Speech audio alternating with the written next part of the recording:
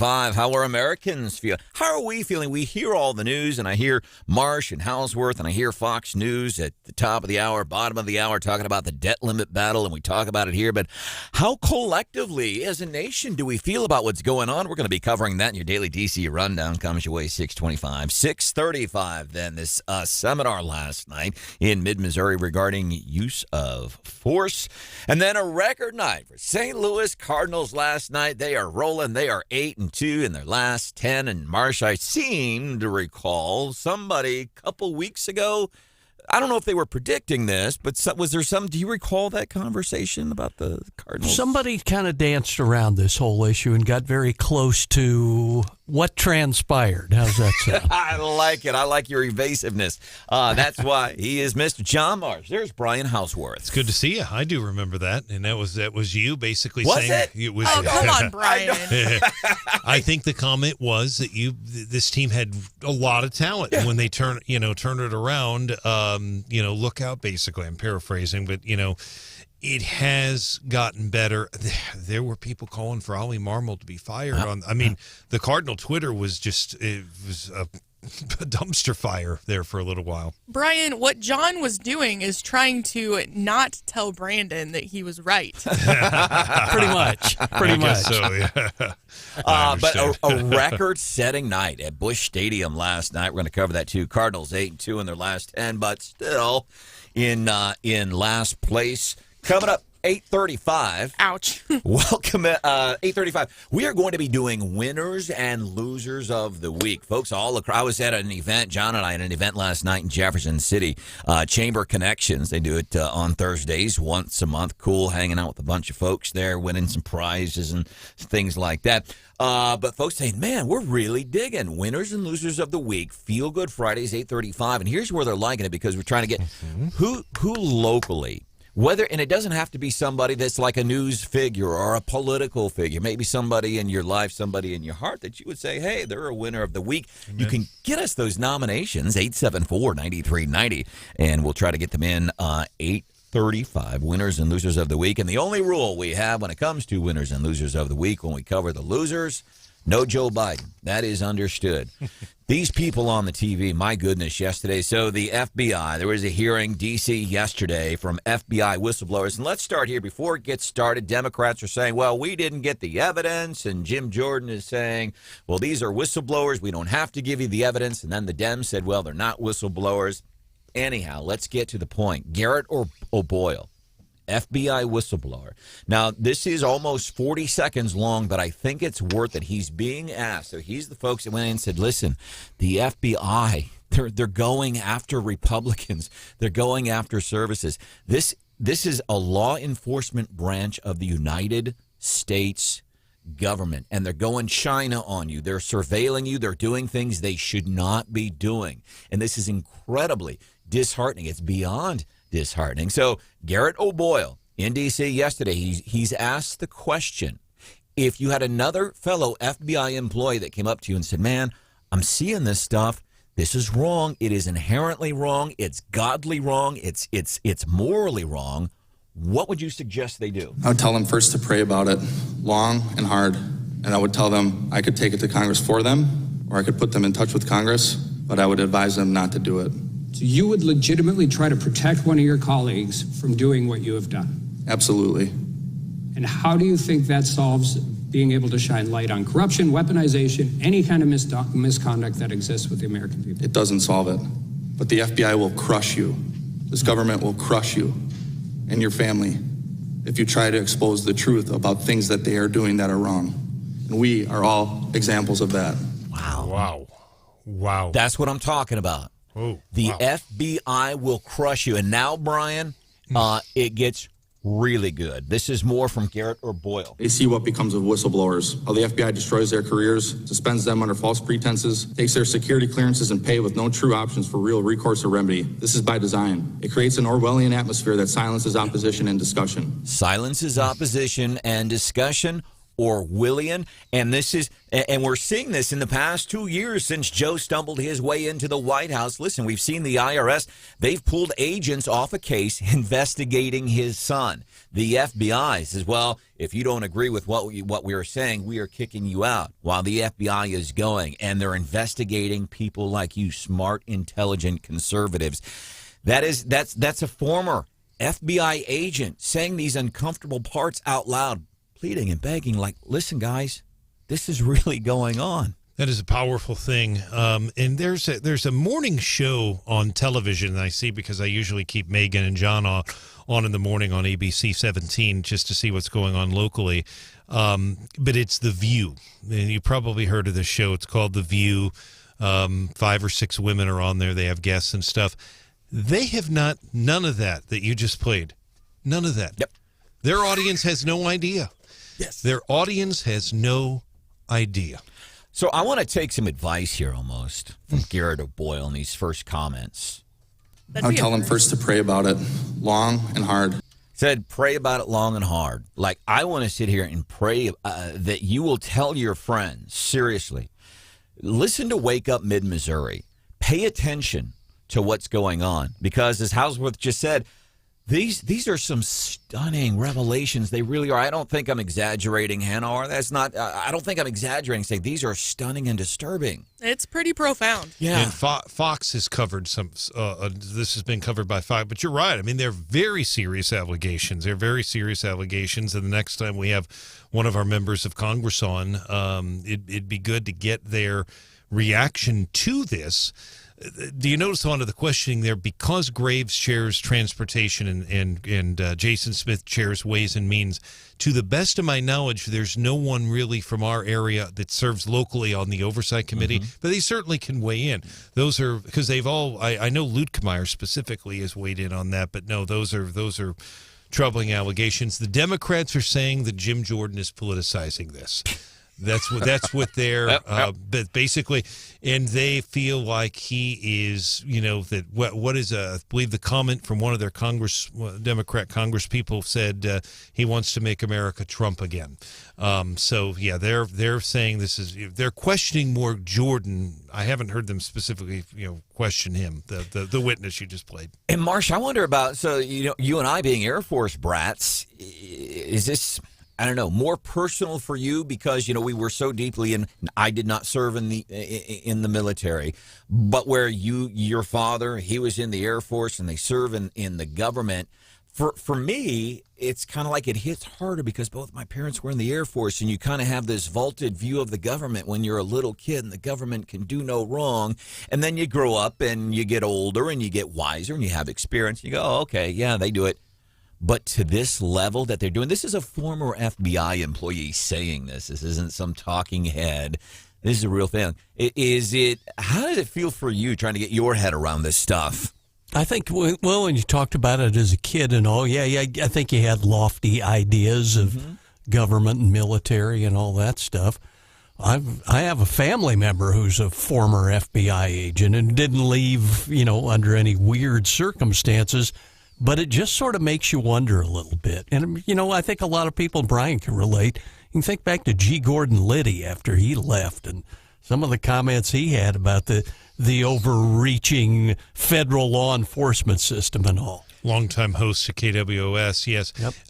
In fairness here, Senator Hawley did say something. Again, he went on Fox this week. Senator Hawley made the point, and he said that he's talked to FBI agents, to John's point, local agents in the state of Missouri, and he's making it very clear he believes they're doing a fine job.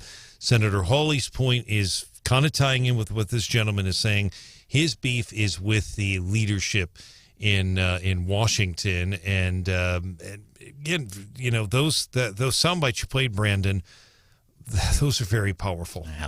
And to again show it's a progressive Democrat thing, let's look at what's happening in the Columbia Public School District right now. You had Catherine Sasser, who resigned in a public fashion because she fears for her safety and her kids regarding legislation that passed in Missouri. Because she's got some kids, she's got a kid who's a boy, he thinks he's a girl. She's resigned, and she doesn't mean what she said. Otherwise, she would not have done that in a public fashion. She was Toby Keithing it. She wanted to draw attention to herself, and now apparently one of her friends has applied. And it's interesting. There's a social media post, and this is apparently one of her friends says, "Oh, and they're so sad because they had to move." Okay, they did not have to move, but this guy apparently he's applied to be on the Columbia Public School Board.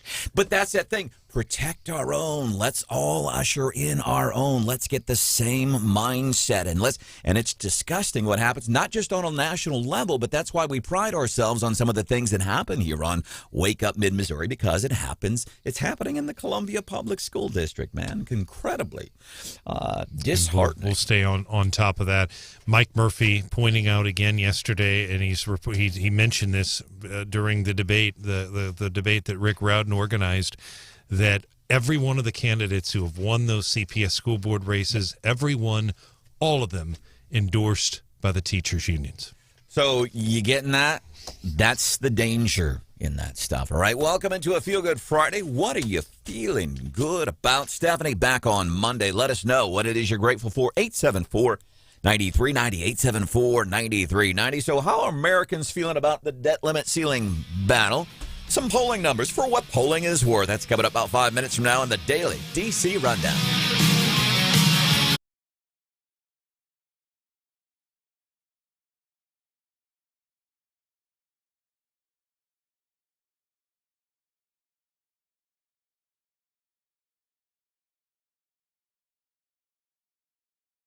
What would you do with that money? Have you ever heard this saying? A penny saved is a penny earned. What does that even mean?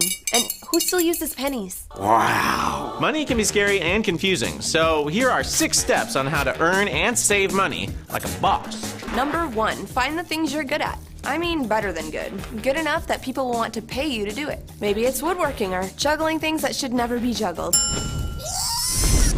Regardless, if you get good enough, eventually people will pay you for it. But that takes time. So while you work on your nunchuck skills, let's move to step 2.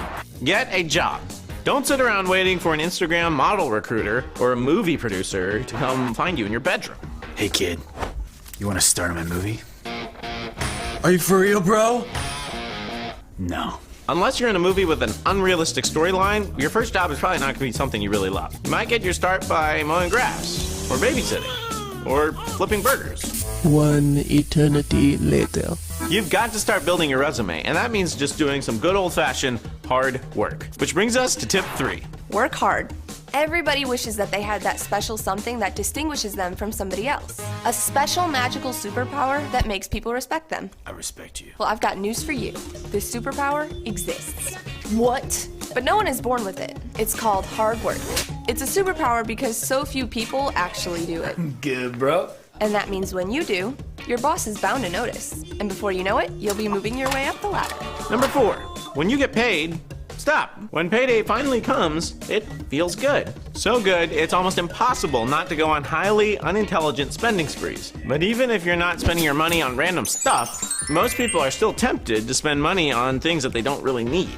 And most people are broke. So don't be like most people. The first money that comes out of your paycheck needs to go in your back pocket or your savings account. This sounds really lame, but for most people, it doesn't actually rain money. It usually just rains problems. And you need an umbrella to prepare for those problems for when they come. And believe me, they will. Number 5, spend less than you make. You know that joke when people make fun of someone at a chalkboard who can't add 2 plus 2 correctly? Well, it turns out there's a lot of these chalkboard people. So don't be a chalkboard people. Millions of people cannot figure this out because they think they need this and then they need that and all of the things. Pretty soon that $2 made becomes $10 spent. That is called financial ruin. Dave Ramsey does not approve. Do not fall in love with doing things you can't afford.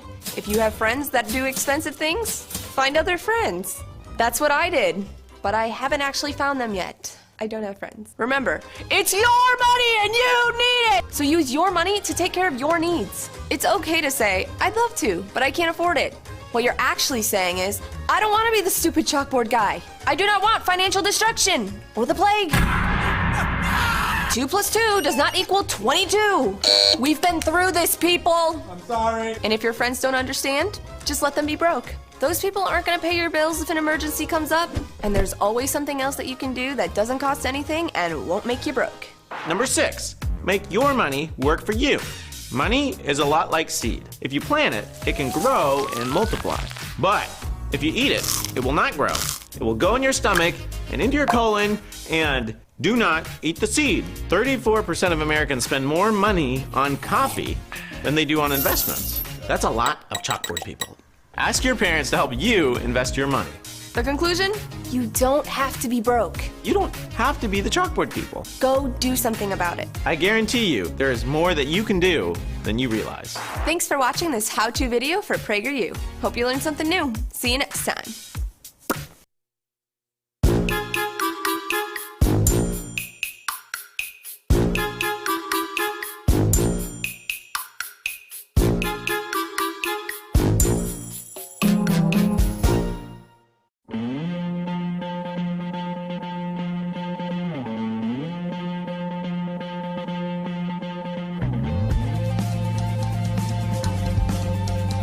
We got to bring the debt down as we look at clawing back COVID funds, which should be one of the lowest hanging fruits in this entire negotiation. Let's put down payments on reducing future interest on the debt. Representative Brian Stile, he's a Republican from Wisconsin, talking about the debt limit ceiling. That is getting us into today's Daily DC Rundown. I'm Branden Rathert, Steph, back on Monday. So how do we feel? And here's what I think a lot of this, because this is whether it's debt limit, whether it's the budget as a whole, all these times we get pushed to the cliff. And there have been a few times we've had government shutdowns over the years, but I always wondered, both sides knowing we're waiting to see who's going to call chicken first. We're trying to scare the American people. It's the way I see it sometimes. But how do we feel as Americans? Some polling for what polls are worth. About 2/3 of U.S. adults are highly concerned about the impact on the economy if the U.S. debt limit is not increased and the government defaults on its loans. The poll shows about 6 in 10 say they want any increase in the debt limit to be coupled with agreed-upon terms for reducing the federal budget deficit. My goodness, cut spending, These people that are in charge a lot of times, remember like when we're younger, and there's a few exceptions, but usually we're younger and we start getting a little bit of money or we get credit cards for the first time and we go, well, man, we're just dropping cash on everything. And then we figure out there's a problem. And hopefully most of us go, oh, okay. If I don't spend as much money, I won't have as many problems. These people are teenagers in D.C., and they just aren't getting it, man. Okay, more numbers. This is an AP NORC Center for Public Affairs research poll, by the way. The number of folks that approve of the way Biden is handling it, about a quarter. 1 out of 4 people. And I would like to meet. Wow. I know. And again, I always get, even when his numbers are incredibly dismal, you think they can't get any lower. They do as it relates to this topic. I'm like, how are there even that many people? His numbers are playing limbo. How low can you go? And he's on his way, man. A judge going to be deciding later today whether a Massachusetts Air National Guard member accused of leaking classified military documents is going to stay in jail while he awaits trial. Jack Teixeira due back in a federal court, Massachusetts today. Going to hear arguments on prosecutors' request. The prosecutors say, man, let's keep this dude in jail. He's 21 years old. And then there's this. Stephanie told us about this yesterday. He'd been caught. And see, here's another concern. We talk about the FBI and all of these things. Teixeira was caught by superiors more than once before his April arrest. More than once, this kid had been caught taking 21 years old, been caught taking notes on classified information and viewing stuff no way related to his job. Twice admonished. Once in September, again in October, then again observed in February, viewing information that had nothing to do with him. And this is according to internal Air National Guard memos that were filed in court. So you see these, I don't know what they're doing, protecting their own or what. We see it in Border Patrol. We saw, for example, remember, Border Patrol whipping Haitian immigrants. Didn't happen. Remember all of the apologies from people like Alejandro Mayorkas and apologies from the net? No, because it didn't happen. They protect their own. And apparently the same thing here. This kid, 21-year-old kid, 3 times prior was caught doing this. Nobody did a damn thing about it. I don't understand that. Supreme Court yesterday sided with Google, Twitter, and Facebook in lawsuits seeking to hold them liable for terrorist attacks. So they're siding with Google, and I'm siding with SCOTUS on this. This is one of those things, and here's what it is. The justices sidestepped a big issue hovering over the case is the federal law that shields social media companies from being sued over content posted by others.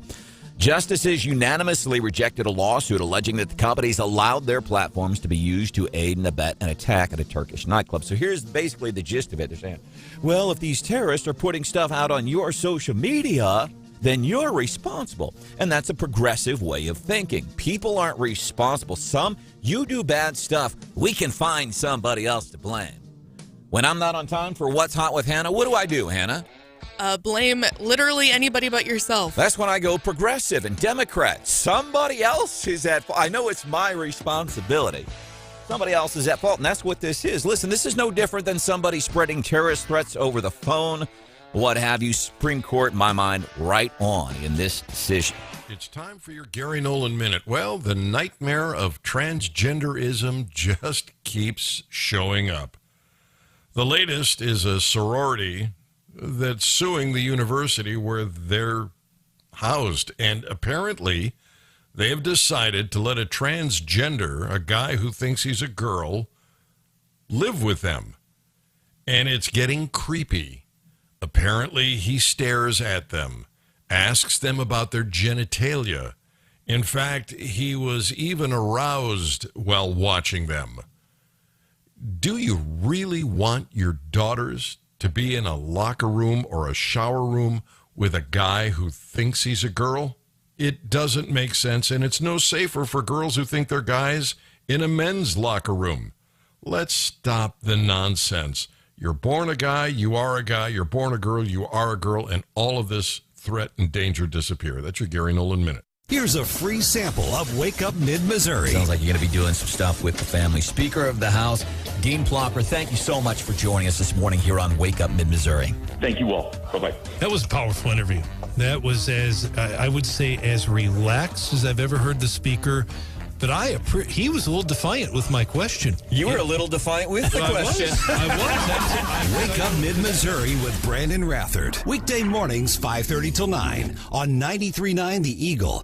Just heard the news. Just like our world, An extremely busy week. life is a busy place. And keeping up Day-to-day things. Really, really hard. is hard. Like inflation. Issues are tough. Keeping Americans up at night. We make it easy. Real answer here. Simply check in 2, 3, 4 times today, Issues every single day. and we'll do the hard work for you. Easy. Our cities. Our country. Our world. 93.9 The Eagle. The Gary Nolan Show. Let me interrupt you here for a second, Gene, because Gary the Liberal just stepped in, and he wants to say a few things. Okay. Oh, my God, Gene, you're trying to drive these disabled people into the streets. What is the matter with you? These are America's most delicate people, and they need that money. Why would you cut them off? The Gary Nolan Show. Weekdays 9 till noon on 93.9 The Eagle. Here's a free sample of Wake Up Mid-Missouri. Hard times academically, and changed my major to something that gave me a little more flexibility with the classes that I could take. And at that point, I pretty much knew this is what I wanted to pursue after college. So it just kind of felt like, let's get to the finish line and say I have a bachelor's degree, and then I'm going to go do radio. C's get degrees. So do D's. Wake Up Mid-Missouri with Branden Rathert. Weekday mornings, 5:30 till 9 on 93.9 The Eagle. Prior to an election, they kept it secret. When the hypocrisy's so obvious, At no time did he get raided by the FBI. you risk popping your eyes right out of your skull with every eye roll. This is why there's such hypocrisy behind the Bidens once again. You can always join the conversation right here. Sick and tired of the hypocrisy. Limousine liberals are all hypocrites. 93.9 The Eagle. Twitter can be explained. They are not covering anything on the Twitter files. On Twitter. What's the truth? You need to understand this, and that's not going to happen in a tweet. Get the whole story. This is an enormous story. With Glenn Beck. This is proof positive that the government is colluding to lie to you. No character limit. Weekdays at noon. That's saying something. On 93.9 The Eagle. Politics can be a dirty game. The whole thing just stinks of corruption and lies. So let's clean You know up what Washington looks like to the average American citizen? before it gets out of control. It looks like it's a giant vat filled with sewage. Contact the Department of Sanitation. None of this meets the smell test. Sean Hannity. Get out of the way so we can clean up the mess. Weekdays at 2 on 93.9 The Eagle. Here's a free sample of Wake Up Mid-Missouri. Sounds like you're going to be doing some stuff with the family. Speaker of the House, Dean Plopper, thank you so much for joining us this morning here on Wake Up Mid-Missouri. Thank you all. Bye-bye. That was a powerful interview. That was I would say, as relaxed as I've ever heard the speaker. But he was a little defiant with my question. You were a little defiant with the question. I was. Wake Up Mid-Missouri with Branden Rathert. Weekday mornings, 5:30 till 9 on 93.9 The Eagle. Just heard the news. Just like our world, An extremely busy week. life is a busy place. And keeping up Day-to-day things Really, really hard. is hard. like inflation. Issues are tough. Keeping Americans up at night. We make it easy. Real answer here. Simply check in 2, 3, 4 times today, Issues every single day. and we'll do the hard work for you. Easy. Our cities, Our country. our world. 93.9 The Eagle. The Gary Nolan Show. Let me interrupt you here for a second, Gene, because Gary the Liberal just stepped in, and he wants to say a few things. Okay. Oh, my God, Gene, you're trying to drive these disabled people into the streets. What is the matter with you? These are America's most delicate people, and they need that money. Why would you cut them off? The Gary Nolan Show. Weekdays 9 till noon on 93.9 The Eagle.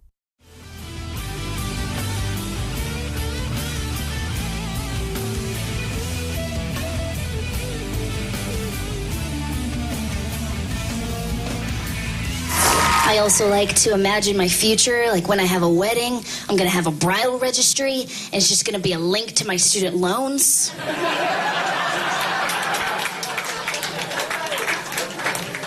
It's practical.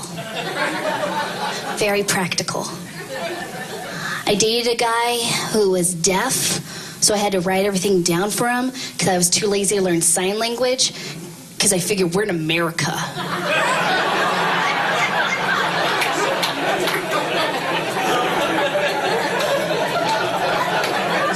My language. Oh, that one took me a minute. That's the comedy of Jen Seaman. I love she's talking about bridal registries. I learned something new this week.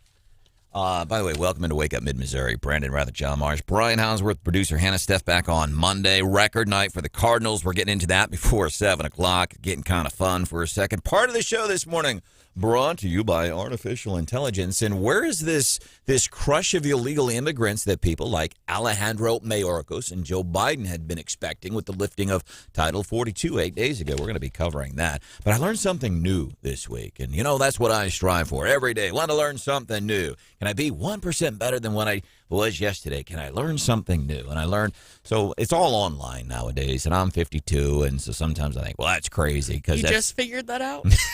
Yeah. Because he saw it online. But it's so Hannah, who's getting married April 1st, 2024. And that date, by the way, that you guys have picked is odd for two reasons. Number one, it's April Fool's Day. I dig your sense of humor, but it's also on a Monday. Yeah. So, like, nobody from the show, John can't be there that day. I'm not going to be at your weddings. It was by design, really. Good move. Are you going to Zoom it to us? Maybe.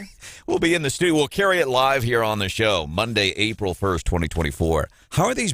So here's the thing. I get it. It's online. You go and it's like when you get married, which was my favorite part of getting married both times, was the cash I got after the wedding.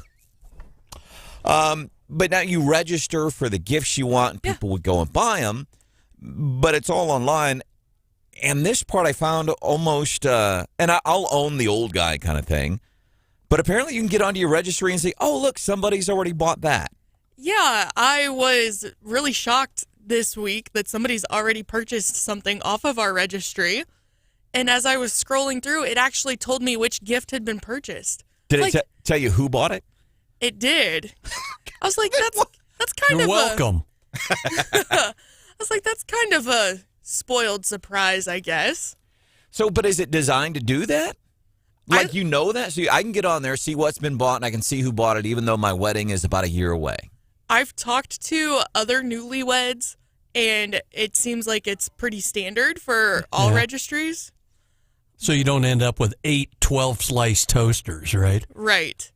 So I get that the other people could see, somebody's already bought her china, or somebody's already bought her some cowboy boots, or what have you. There are no cowboy boots on our registry, just by the way. But then why are you going on there? Why was I going on there? Yeah. Is because I can add stuff to it. Oh, I just thought of more stuff that I want, which is cool, by the way. Pretty much. I don't know what we're going to do when we're past the creating a registry phase, because anything we want right now, we're just like, add it to the registry. Add it to the registry. Put up the cash tab. Yeah, they like money funds are a big one to put on there right now. Honeymoon funds. So that's on our registry as well. So, yeah, it's... So do you... So are you going on this thing every day to say, oh, who bought me what today? No, I'm not. I just happened to see it the other day, and I was like, oh, that's new. So, and what did somebody buy for you? It was... Let's spoil it. Since it's spoiled for you, spoil it for all of us, Hannah. It was a batter bowl, I think it's called. It's something the fiance put on there. You, like, can bread whatever you're trying to deep fry with it. I don't know. Oh, like the thing when you put the fish, when you catch the fish and you have the fish stuff in it. Yeah, I know. No, those are great. Yeah, you like shake it and it coats it and everything, and before you put it in the deep fryer. Fish fry, yeah. A bowl. Sure. I know what a bowl is. Welcome to the show, Feel Good Friday. We appreciate you sharing that with us, Hannah. Wait till you find out what comes up at 7:35. Again, it's about Hannah, but it's something that has probably happened to all of us at one point in life. We are glad you are here today. Stephanie Bell is a snitch. 874-9390. Steph is back on Monday. This always freaks me out. Maybe. She may not be back. MU Healthcare says data may have contained. So apparently there was a data breach. Brian Hausworth, John Marsh covering this story this morning. MU Healthcare says, hey, we had a data breach. 700 plus medical records accessed by apparently an employee. It says it may have contained patient information, date of birth, medical record number, your name, those things that identity thieves treasure. Limited treatment and or clinical information like diagnostic and procedural information. Apparently no indication that any of the information that was accessed was misused or disclosed. I don't know what your take is, John, but every time I hear these stories, I'm like, whew, there's going to be a day I'm going to have a different take on this because all of a sudden it's going to get me. Do you get nervous? I get surprised at the amount of information. Like I could go and buy a batter bowl at the hardware store, wherever you buy a batter bowl from. And those, we see your driver's license, what's your social security number, name of the first. It seems like it's too much stuff anymore. And it's been when we made that argument. I think they made that argument big time during the PDMP discussion. Remember that a couple of years ago? Oh, it's infringing on your personal privacy, and it's like, talk to the prosecutors and remember, and they're like, they've got a lot of that information. But when you talk 700 plus, electronic health insurance records, presumably, I don't know, hacked or gotten into by what they termed a workforce member in their press release from MU Healthcare. Yeah, it's scary. Yeah. And I think about that anytime I go somewhere, and I'll think about this story, because you hear about it on a national level, thousands of accounts were accessed. But when you hear something local here in mid-Missouri and it's medical records and, who knows what's in that information, and with 700 medical records apparently accessed by an employee, I will keep this story in mind and other stories. Anytime somebody says, hey, can we get your phone number? I'm like, nope. Can we Remember get the Target data breach and how widespread that was and how everybody here included got all upset about it? Yeah, it's disconcerting. But if I'm being honest, it's one of those, hasn't affected me yet. So you better knock on wood. Also, haven't had COVID yet. Oh, yeah, those superior Rathert genes you used to brag about until you got sick. Yeah, but I haven't had COVID. That you know of. Yeah. I'm non-symptomatic. I've tested numerous times, never tested positive. Knock on wood. I may not be here Monday. I'll be out with a cold. Last night. The man flu. The man flu. Last night in Columbia, Don Weaver, he's general counsel for the Columbia Police Officers Association, was actually here on the show the other day. They did kind of like a use of force or police brutality seminar, and apparently a lot of folks really impressed by this. I've been to some of these things in the past. Back in 2015, I did something with the Columbia Police Department, and it may have been kind of different, but basically it was to put you in situations where you can see this is what law enforcement goes through. Now, last night's event was a little different than this, but I've also done it with a local sheriff's department. They put you in these scenarios as, just general public, but they put you into these law enforcement scenarios. But apparently, from what I'm hearing from a couple of folks that attended last night, it's pretty interesting because they explain. Because people, in my opinion, the video that started this whole thing, Harpo's a couple of weeks ago, I think the cops had every single right to do what they did. If you're not doing what you're told and you're freaking bystanders out, you've had bouncers try to subdue you, and that's not working. You have two officers trying to subdue you, two officers that have and you've been tased, and that's not working. You're damn right. Do whatever it takes when the public safety is in danger. And I'm disturbed and really disappointed with what Columbia Mayor Barbara Buffalo did, going public about how, before she knew all the information, I believe, and I don't know, but this is my take, she's responsible for these cops not being on the force anymore. Now, they were not fired, but they knew the public pressure. When you have the elected leader of a town going out publicly and saying things that she probably doesn't even know what she's talking about, that's wrong. It is simply, it's just wrong. And I'm guessing these two officers, one of whom, who just a couple of years ago, Rookie of the Year, saying, you know what, the public pressure, when you have the elected leader of a city of over 100,000 people saying things, she doesn't know what she's talking about on social media, that has an effect. That affects, especially in a progressive city like Columbia. These guys are saying, there's no way we're going to be treated with fairness around here. Not going to happen. But Don Weaver brought up an interesting point last night, specifically as it related to that incident from a couple of weeks ago. I can tell you that the officers probably didn't even hear that. And so is what he's referring to, the guy kept saying, well, what am I being detained for? What am I being detained for? I can tell you that the officers probably didn't even hear that. And two, even if they had, officers are trained. It doesn't matter what they're saying. If I tell you to put your hands behind your back and you don't, you could be telling me anything at all. It's not going to change my response in that instant. And when you're flailing and kicking and you have people that are afraid of what this guy has done, afraid to the point that they had bouncers trying to subdue this dude, and afraid they tased him, that was ineffective. You have two cops. People feared for their safety, and any local politician who goes out and says, oh, this shouldn't be happening, that's disturbing. What are you feeling good about this morning? 874-9390. Kelly is in Huntsville this morning. We appreciate you listening on Huntsville. She says, I'm grateful it's Friday And I get to go see my mom for a delayed Mother's Day for tomorrow. Stay safe and have a great day. All right. Your wish is our command. Coming up, did you see what the Cardinals did last night, John? Wow. They won. Well, they... Wow. Wow. Yeah.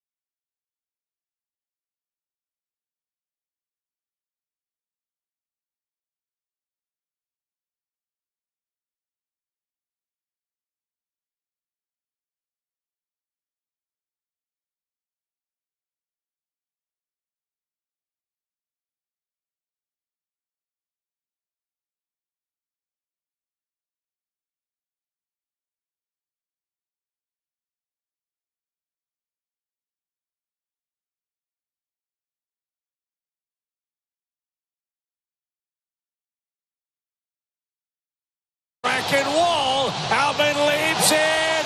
He can't get it. Now 7th. May 7th, 1940, the Cardinals hit 7 home runs against the Dodgers at Sportsman's Park. This is unbelievable. This is crazy. This is the Cardinals flexing. Man, did you see this, Marsh? Is that leaving a big smile on your face this morning, what the Cardinals did last night? First time in 83 years, they were saying. 7 home runs. The Cardinals homered 7 times. By the way, against the top team in the National League West. I'm not sure. I think the Dodgers actually the top team in all of the National League West, first place team. And this is, I think, the second time this week that the Cardinals have pasted 10 or more runs on a team. 7 home runs, including 2 for Nolan Gorman, who is among league leaders for home runs. And then somebody else hit a couple of home runs, and all of a sudden his name escapes me. Wilson Contreras. Yep.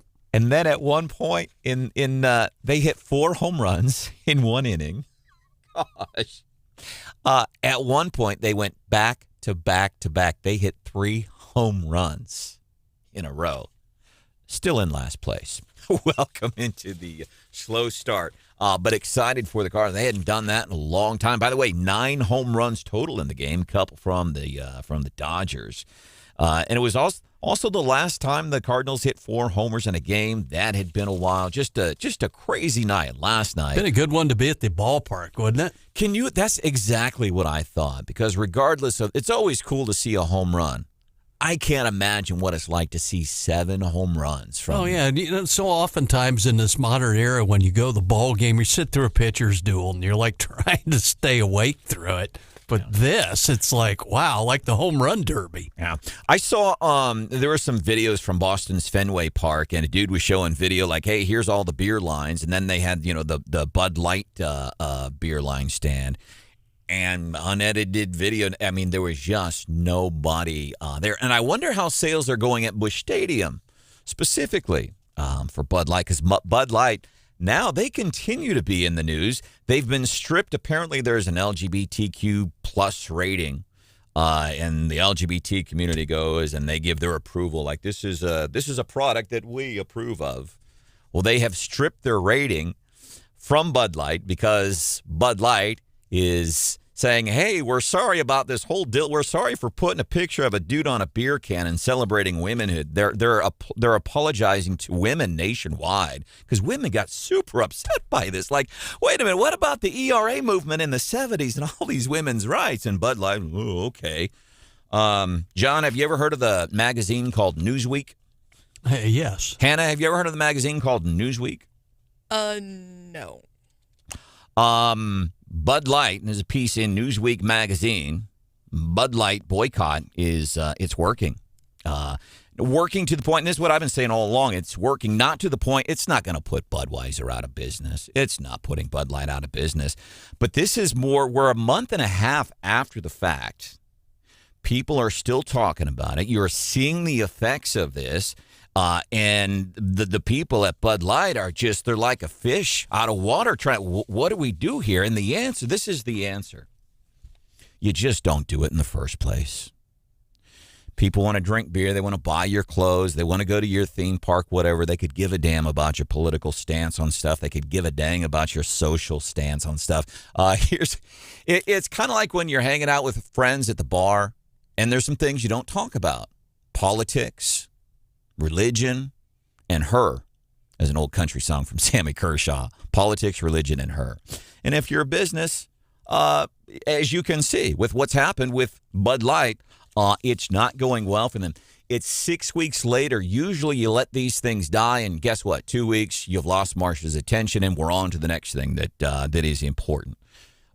6 weeks later, this is still going on. By the way, record night for the Cardinals. I did want to mention this. A man in Jefferson City has a record, holds the state record. This just happened. Just awarded. He tied a state record for the long-ear sunfish. John Goad used to throw line in Crawford County.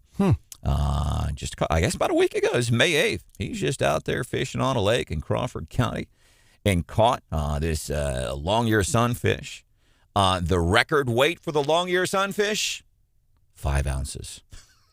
Yeah, That's not very big. Not a very big fish. Kind of pretty though. Dude says I've been fishing this lake for around 10 years. I've caught crappie, bass, bluegill, all pretty good sizes, but I've known there's some good sized sunfish for a while. Ties the state record.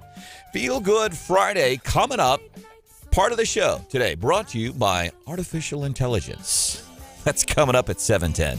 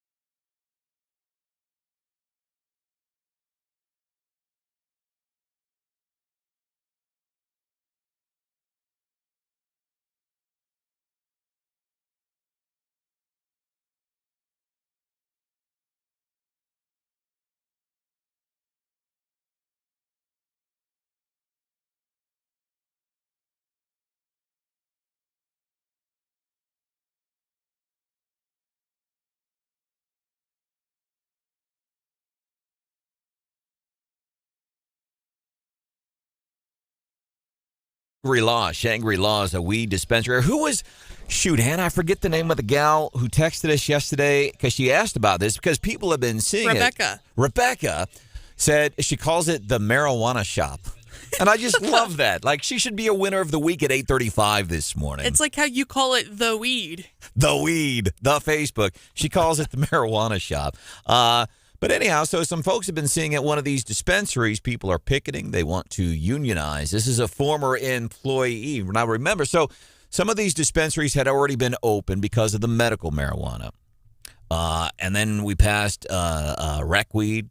And then I think it was February when the stores started going live. And now some of these bud tenders, as they're called, they want to unionize. Everybody who has been terminated and or suspended or both has had some affiliation with wanting to unionize. To my knowledge, there has not been not one person that was not disciplined that was not affiliated with the union. Mm-hmm.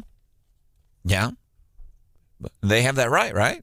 If you work there, don't they say, oh, if you want to unionize, well, you're not going to work here. Don't they have that right to dismiss you? You know, yes. I mean, they do, but you know, it seems to me that I remember the right to work vote in 1978. That was a huge deal, and it was been, quite frankly, I believe it would have passed. Right to work would have passed had Jack Danforth, a Republican senator, not come out against it. There were a lot more trade unionists back in 1978 than there are now. But what has happened, Brandon, is we have seen a shift in terms of the unions. In those days, it was Boilermakers. It was my father, a bricklayer. It was the tradesmen, the tradeswomen. Now we're seeing more, janitors, teachers, things like that. That didn't. Now some of that did apply in 1978. Yeah. I have not heard anything up until you just played that, and I saw the story this week about these folks that work at the dispensaries trying to unionize, but they do have that right. But by the same token, it seems to me there's more support for unions than I go back to that vote a couple of years ago on right to work. So we'll see. It could be that some of the people that were buying that marijuana from wherever that lady worked will go somewhere else. I don't know. It's going to be ultimately up to the consumers, but it sounds to me like she's saying she was fired because she wanted to organize a union. Well, that's the thing. They have that right, and I guess she has the right to go on the TV and complain. Well, everybody who wants to unionize has been fired. We don't understand why. I guess because for 6 years we've been a right to work state when Governor Greitens signed the bill into law. So it's, I don't know, kind of moot. Well, but we had a vote, John. You're right. They passed right to work in 2017. That was the very first thing Eric Greitens did, is pass right to work. But then there was a vote a couple years ago. It got put on the ballot. Basically, it kind of overturned that. So but the people had to go to the petition route to do that.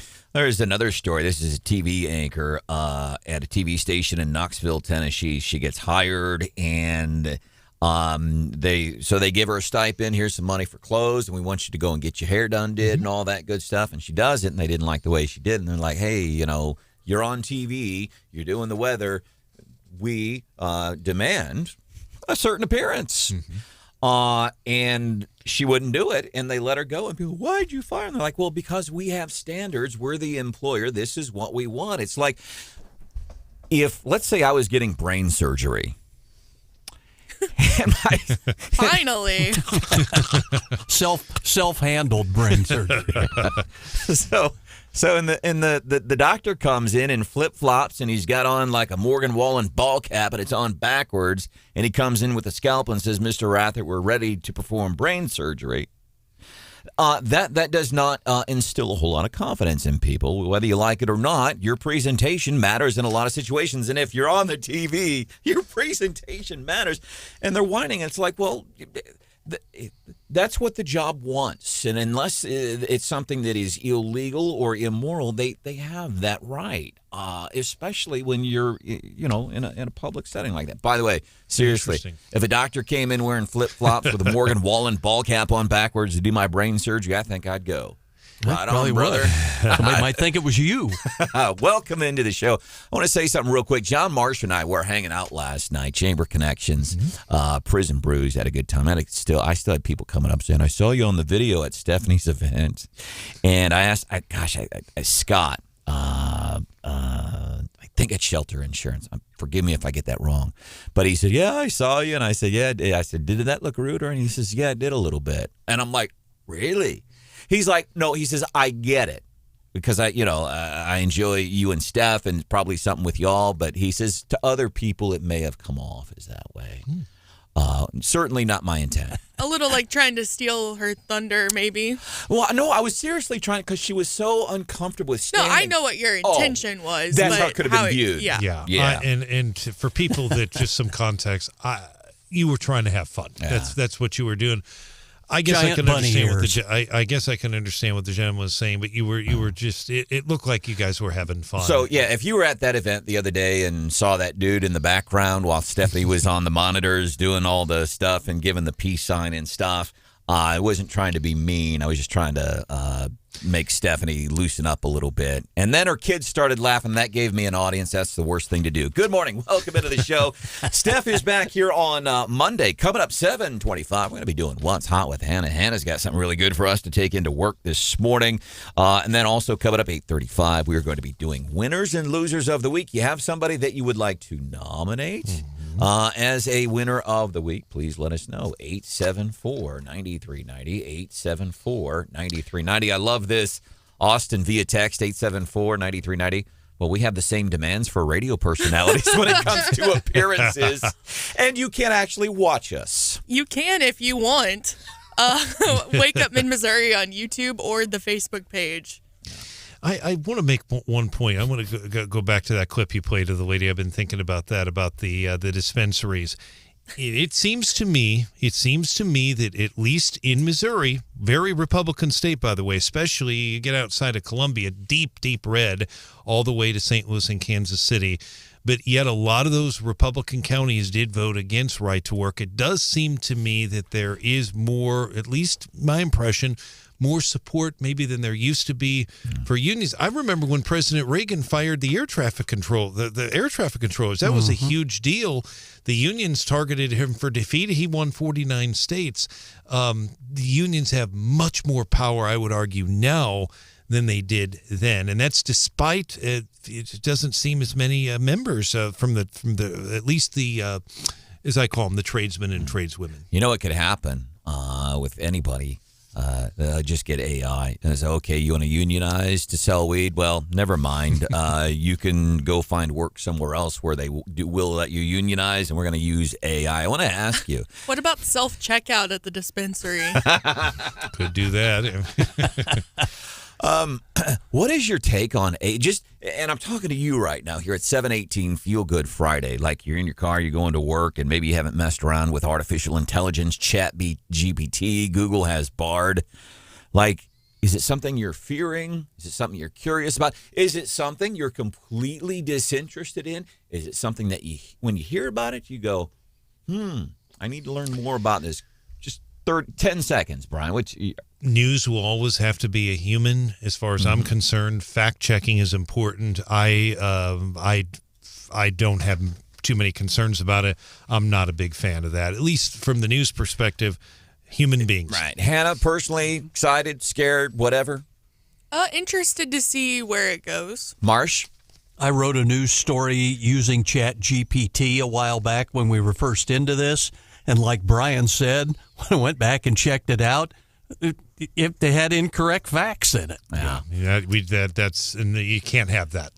I mean, especially you could get into a libel situation too. I mean, it'd be one thing to misspell Mayor Buffalo's name. That's not good. But I mean, a lot of us do that because Buffalo. There's several different ways to spell Buffalo. Exactly. We don't want to be the next Tucker. And I'm using that as example. But yes. I mean, potentially you could get into a libel. So here's one of the ways that I have used artificial intelligence. Not a few fun things, really nothing. Maybe one kind of professional thing. Your speech for the governor's prayer breakfast. That was not artificial intelligence. That was all me. Falling off the stage and everything. That was all me. We knew that was all you. So I'm always trying to find ways to show the folks here on the show that, like, I appreciate everybody. And so I thought, well, like, for example, if I wanted to show some appreciation for Hannah, because I really do. I appreciate everybody here. I appreciate people listening. But then how do I show that? And I thought, poetry. But the problem is I don't write poetry. So you know what I did? I went to ChatGPT and said, hey, write a poem for producer Hannah on Wake Up Mid-Missouri. And it wrote a poem. And then I said, hey, let's do something for Brian Houseworth. And hey, let's do something for Marsh.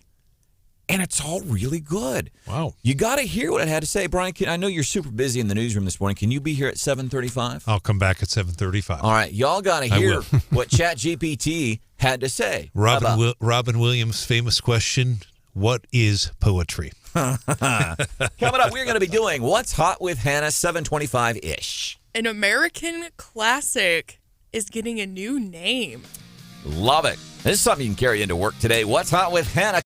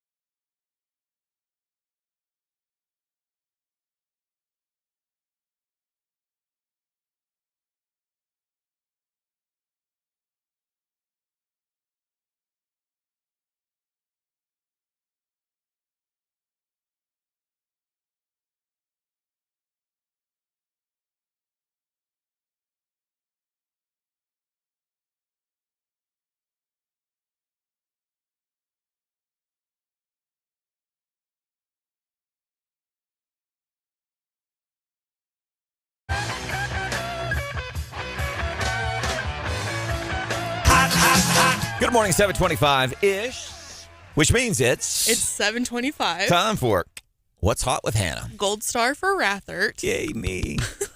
This is the second time that I have talked about this company in the last couple of months. I'm just now realizing, and it's Oscar Mayer. And of course, a couple months ago, they were promoting that you could get married at the Oscar Mayer Wienermobile, and it went viral on the internet. I don't know if anybody actually signed up for that, but it was a thing, apparently. They would make you a hot dog cake that you and your spouse could cut into. The whole experience. Well, now they are rebranding the Wienermobile slightly. What? Slightly. The Wienermobile was born in 1936. Which was the last time the Cardinals hit 7 home runs in a game? Almost-ish, Marsh? No, That's about right. just about. It's what, 3 years after Dianne Feinstein was born? But instead of being the Oscar Mayer Wienermobile, they're changing the name to the Oscar Mayer Frankmobile. Frankmobile. Yeah, Yeah. I know. I'm kind of in the same boat. Do we want to place? Wagering's not legal in Missouri, actually. Would this be considered a sports bet? Do we want to bet on how long it'll be before they change it back to the Wiener? Because there's going to be a Coca-Cola Classic Mobile or something. Go back to the original name. Mass hysteria. The FBI was in Washington, D.C. yesterday. Former members of the FBI saying what they are doing is incredibly dangerous and Orwellian, and they will ruin your life. Nothing. Change the name of the Wienermobile. There's going to be mass hysteria. It's American. So the now coined Frankmobile, there's six of them all over the country, and on each of those there's a pair of caretakers. They used to be known as hot doggers, and they will now be known as Frankfurters. And the Wiener whistles will now be the Frank whistles. And because they were used to the Frank whistles, those used to be called Wiener whistles. Yeah. So they're just changing everything. Maybe it's just a ploy. Yeah, so the Wienermobile fleet will now be the Frankmobile fleet. I wonder if Oscar Mayer's going, hey, look, Bud Light tried something outside of the norm, and oh, wait, it didn't work for them so well. I mean, it wouldn't be the first time a Wiener's caused controversy. Too easy. Oh. This is from the same people who've renamed military bases, I think, right? Could be. I understand rebranding. Sure. If you're launching maybe a big new product or taking the company a different direction. But when you're not changing anything about your company other than the name, I don't get the point. And I wonder, do you know, was there any indication as to why they said, hey, let's change the name? They're just trying it out, essentially. Well, that's wonderful. 874-9. Pretty good. Man, that's almost Hannah-esque. That was good. Sorry, man. It's a feel-good Friday. Who do you have for winners and losers of the week? All right, anything else? Take that one into. I heard producer Hannah on Wake Up Mid-Missouri this morning on 93.9 The Eagle and 104.5 News Radio 950 KWOS. And she says they want to change the name they are changing the name of the Wienermobile to the Frankmobile. The Frankmobile. Of all things you could pick, the Frankmobile. And there's a lot of opportunities there, Marsh, to come up with something creative, maybe kitschy, that people will latch onto. Frankmobile. That's not it. Frankmobile, yeah. Just kind of just lays there on your plate a little bit, doesn't it? All right. Coming up here on a Feel Good Friday. What are you feeling good about? 874-9390. Also, AI brings us part of today's show. Stephanie's back on Monday, so we had to bring in some AI to show appreciation for the show members. And what about, does Disney get points for what they did yesterday in Ron DeSantis' state? We're covering that story about 7:35. Artificial insemination? It's time for your Gary Nolan Minute. Well, the nightmare of transgenderism just keeps showing up. The latest is a sorority that's suing the university where they're housed. And apparently, they have decided to let a transgender, a guy who thinks he's a girl, live with them. and it's getting creepy. Apparently, he stares at them, asks them about their genitalia. In fact, he was even aroused while watching them. Do you really want your daughters to be in a locker room or a shower room with a guy who thinks he's a girl? It doesn't make sense, and it's no safer for girls who think they're guys in a men's locker room. Let's stop the nonsense. You're born a guy, you are a guy. You're born a girl, you are a girl, and all of this threat and danger disappear. That's your Gary Nolan Minute. Here's a free sample of Wake Up Mid-Missouri. Hard times academically, and changed my major to something that gave me a little more flexibility with the classes that I could take. And at that point, I pretty much knew this is what I wanted to pursue after college. So it just kind of felt like, let's get to the finish line and say I have a bachelor's degree, and then I'm going to go do radio. C's get degrees. Yeah, so do D's. Wake Up Mid-Missouri with Branden Rathert. Weekday mornings, 5:30 till 9 on 93.9 The Eagle. Prior to an election, they kept it secret. When the hypocrisy's so obvious, At no time did he get raided by the FBI. you risk popping your eyes right out of your skull with every eye roll. This is why there's such hypocrisy behind the Bidens once again. You can always join the conversation right here. Sick and tired of the hypocrisy. of the hypocrisy. Limousine liberals are all hypocrites. 93.9 The Eagle. Twitter can be explained They are not covering anything on the Twitter files. on Twitter. What's the truth? You need to understand this, and that's not going to happen in a tweet. Get the whole story This is an enormous story. with Glenn Beck. This is proof positive that the government is colluding to lie to you. No character limit. Weekdays at noon That's saying something. on 93.9 The Eagle. Politics can be a dirty game. The whole thing just stinks of corruption and lies. So let's clean You know up what Washington looks like to the average American citizen? before it gets out of control. It looks like it's a giant vat filled with sewage. Contact the Department of Sanitation. None of this meets the smell test. Sean Hannity. Get out of the way so we can clean up the mess. Weekdays at 2 on 93.9 The Eagle. Here's a free sample of Wake Up Mid-Missouri. Sounds like you're going to be doing some stuff with the family. Speaker of the House, Dean Plopper, thank you so much for joining us this morning here on Wake Up Mid-Missouri. Thank you all. Bye-bye. That was a powerful interview. That was, as I would say, as relaxed as I've ever heard the speaker. But he was a little defiant with my question. You were a little defiant with the question. I was. Wake Up Mid-Missouri with Branden Rathert. Weekday mornings, 5:30 till 9 on 93.9 The Eagle. Just heard the news. Just like our world, An extremely busy week. life is a busy place. And keeping up Day-to-day things Really, really hard. is hard. like inflation, Issues are tough. keeping Americans up at night. We make it The easy. real answer here. Simply check in 2, 3, 4 times today, Issues every single day. and we'll do the hard work for you. Easy. Our cities, Our country. our world. 93.9 The Eagle. The Gary Nolan Show. Let me interrupt you here for a second, Gene, because Gary the Liberal just stepped in, and he wants to say a few things. Okay. Oh, my God, Gene, you're trying to drive these disabled people into the streets. What is the matter with you? These are America's most delicate people, and they need that money. Why would you cut them off? The Gary Nolan Show. Weekdays 9 till noon on 93.9 The Eagle.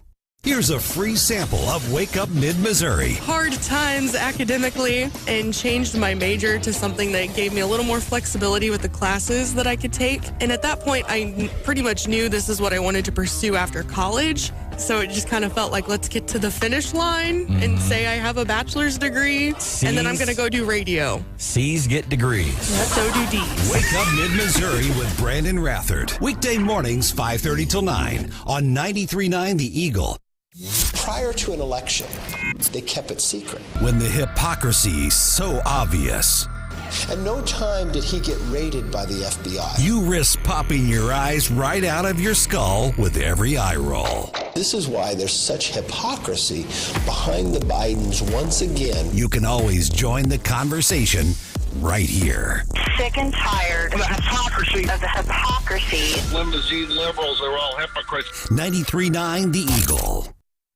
Twitter can be explained. They are not covering anything on the Twitter files. On Twitter. What's the truth? You need to understand this, and that's not going to happen in a tweet. Get the whole story. This is an enormous story. With Glenn Beck. This is proof positive that the government is colluding to lie to you. No character limit. Weekdays at noon. That's saying something. On 93.9 The Eagle.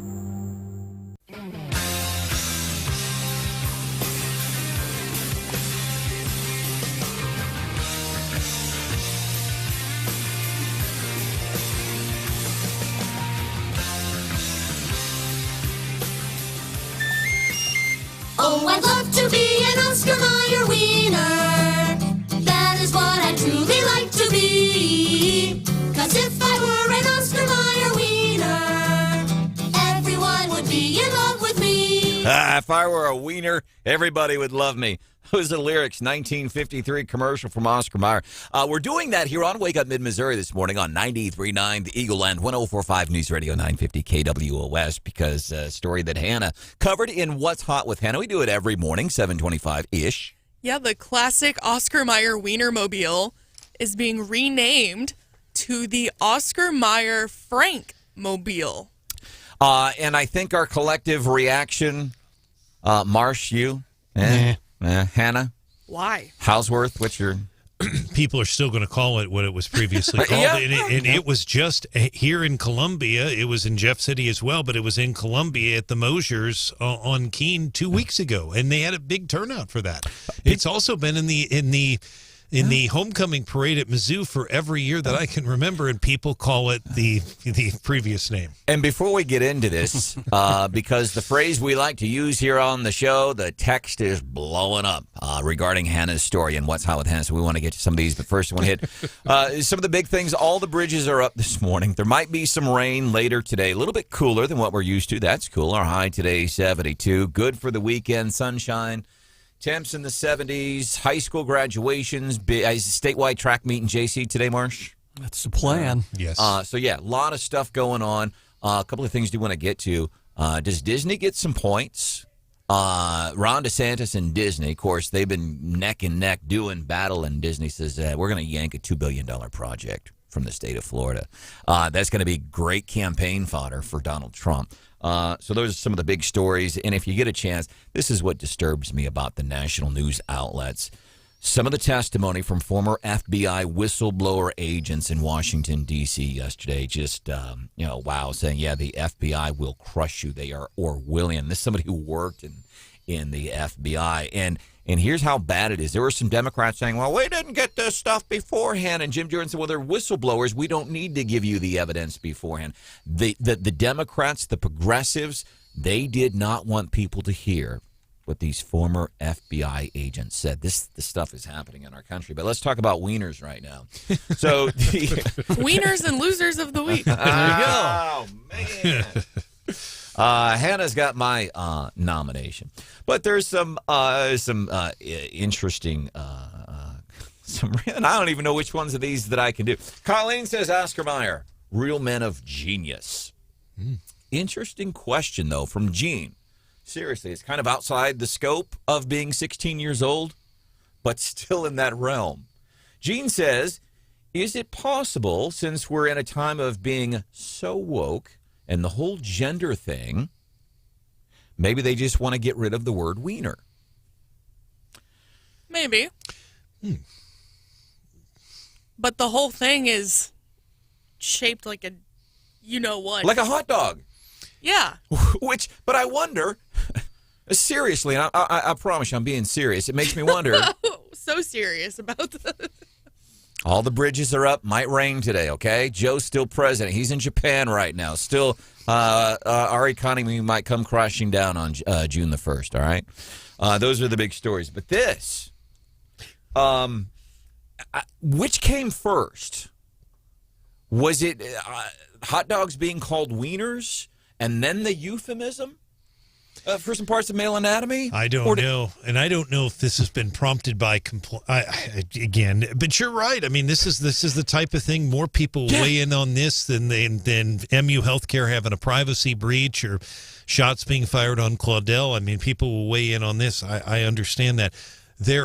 What a lot of people don't realize is all those hot dogs are made at a plant in North Columbia off of Route B. And those hot dogs, by the way, are sold all over the country. I'd be curious to... Those are Frank's. Exactly.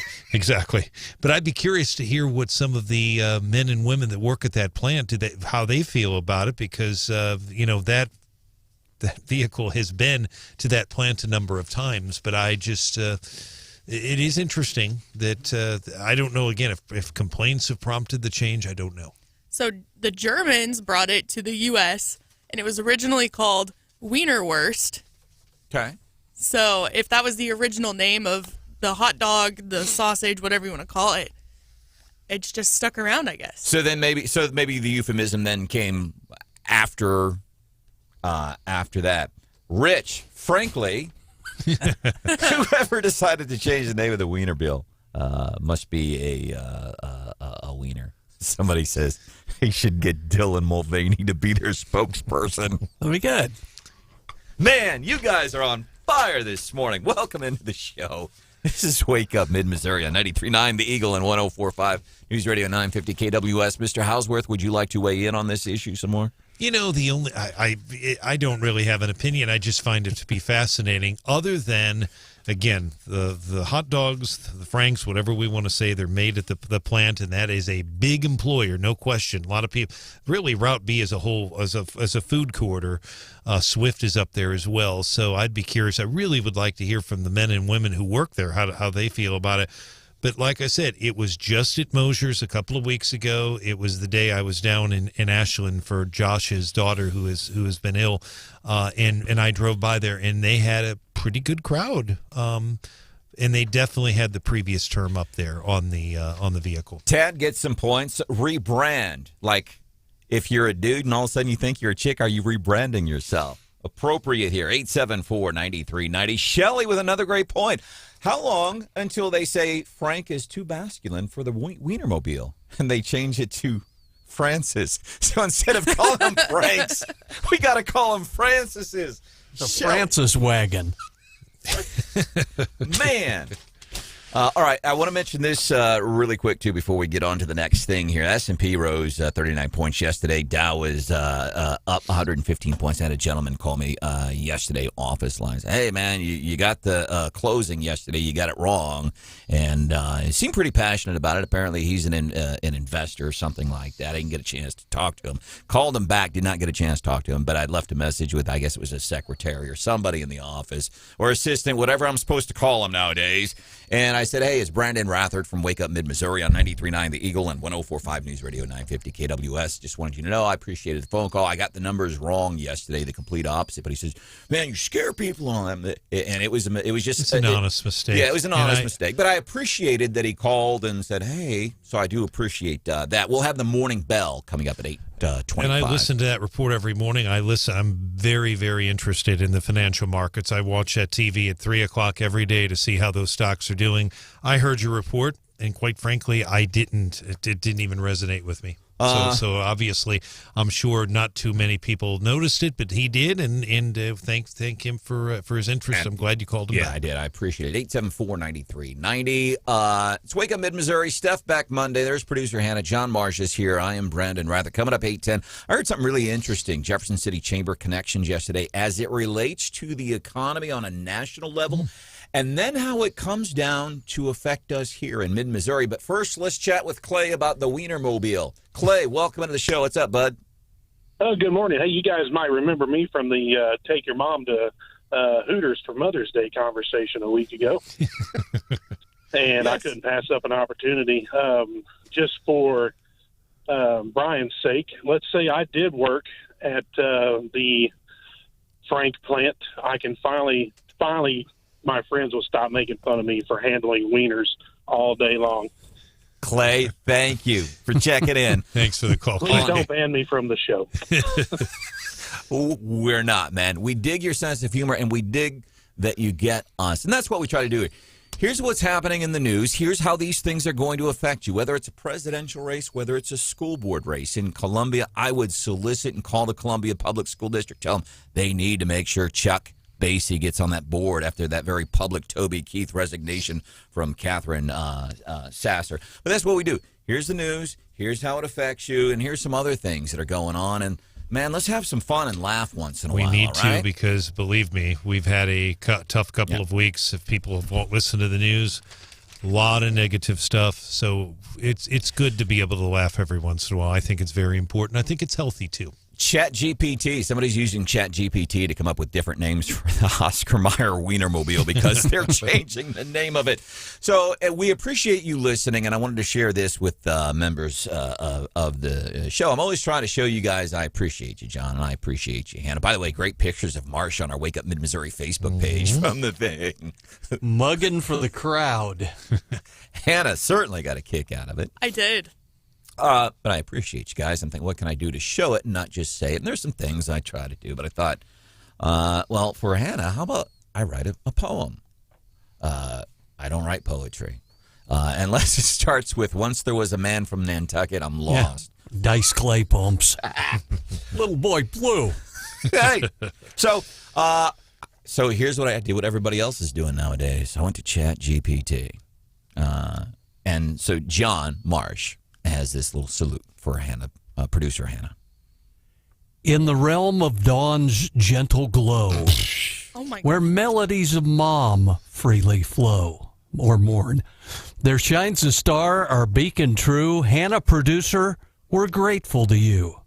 From early hours to sunlit skies, you orchestrate moments that mesmerize. Through laughter, news, and tales we share, your dedication and talent beyond compare. The Wake Up Mid-Missouri show awakes, guided by your hand the day it takes. With each segment and every guest, you paint a canvas and leave us impressed. Wow. So obviously, that's awesome. It needs a lot of work. It's real especially the delivery. Artificial intelligence needs a lot of work. But I did kind of the same thing for Marsh. Yeah, so there once was a host named John Marsh. On the radio, he'd bring such a spark. With his wit and charm, he'd disarm any harm. On Wake Up Mid-Missouri, he'd hit the mark. That's a limerick. Wow. ChatGPT. So next time you want to show appreciation for somebody, don't take them to dinner. Don't buy them flowers. Don't take them bowling, golfing, fishing. Get on to Chat. I'm Oscar Mayer Frank. And we did one for Houseworth, too, except I had to do a rap song for Mr. Houseworth. Oh, goodness. Are you going to rap it? I don't know. I thought about it, but... Rap it. All right. Oh, old school. Yes! Seriously, Hannah, this is going to be gross. Go for it. All right. Yo, listen up. Yo, listen up. It's time to shout about our man Brian. There is no doubt. As the news director on the air, he brings the truth with style and flair. From Wake Up Mid-Missouri, he brings the news every morning, chasing away the blues. With a voice so smooth, he's got the flow. Delivering stories, let them all know. Now here's the chorus. Okay. Brian Houseworth, you're the real deal. On the radio, you make us feel informed and connected day by day. We appreciate you in every way. And let's not forget, when the day is done, at Crackle Barrel is where he has fun. He's more... All right. Very well keep done. Going, That's good. That is really good. Faux shizzle. You did a nice job. So here's a shout out to Brian, no doubt, for the work he does both in and out on the airwaves and at Cracker Barrel's door. Let's move forward. Hey, so, good job. Thank AI. That wasn't me, dude. All right, sounds good. Coming up 5 minutes from now, to quote Brian Kilmeade, coming up, we're going to talk about some stuff. It's going to be cool, and the music's going to get louder. This is Wake Up Mid-Missouri, featuring Branden Rathert.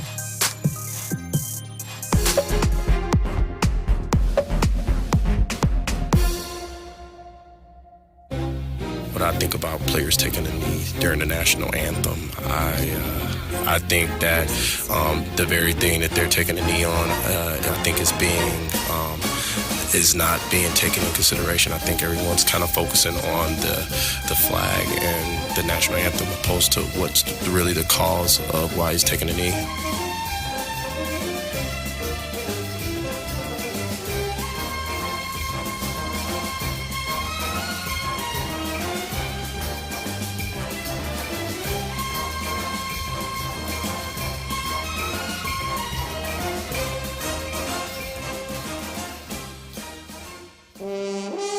What do you think of the NFL players taking a knee during the national anthem? I think the cause behind it is true, but I don't like the execution of it.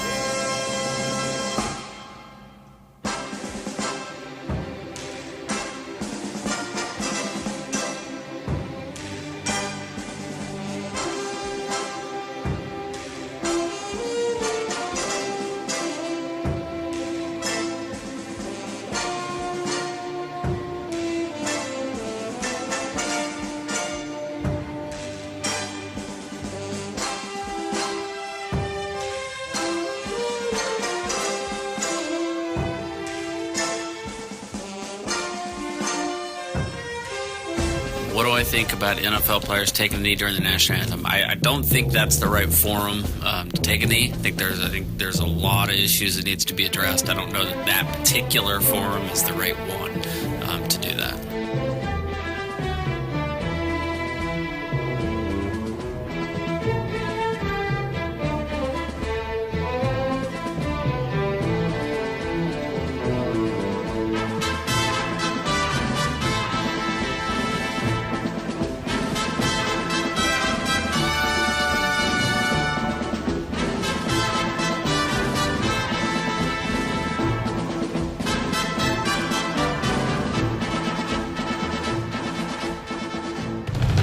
What do I think about NFL players taking a knee during the national anthem? I think there's better ways to make a point, make a statement. Maybe use some of your millions of dollars you spend on mansions and cars and actually put it towards a cause. Use your time and effort in changing something. I don't think kneeling on a field is going to change anything except be divisive.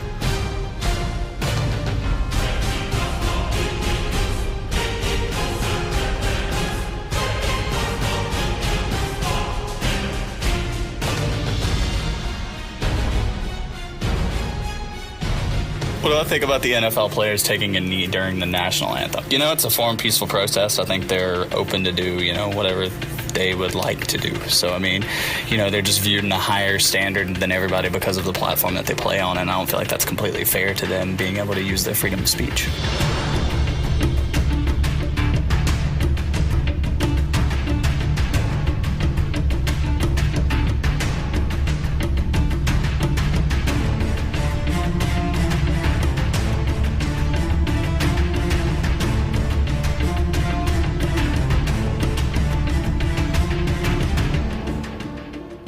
What do I think of the NFL players taking a knee during the national anthem? Protest is the foundation of our country. You can do whatever you want to do. Now, those players are going to have to be accountable to their employers. They're going to have to work that out. Some people are going to be mad about people taking knees. I don't know. I take knees. I stand up. That's how I worship, so that's it.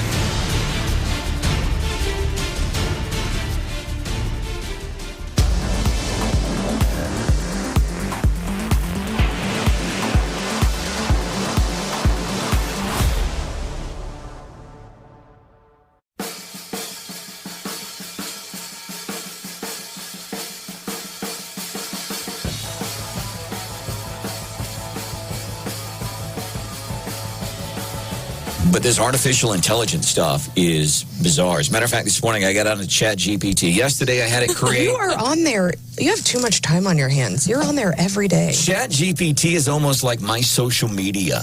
I get on there and ask it to do things like create a good conservative candidate. But it's like social media for loners because you're just talking to, like you're not talking to any people. You're talking to a robot.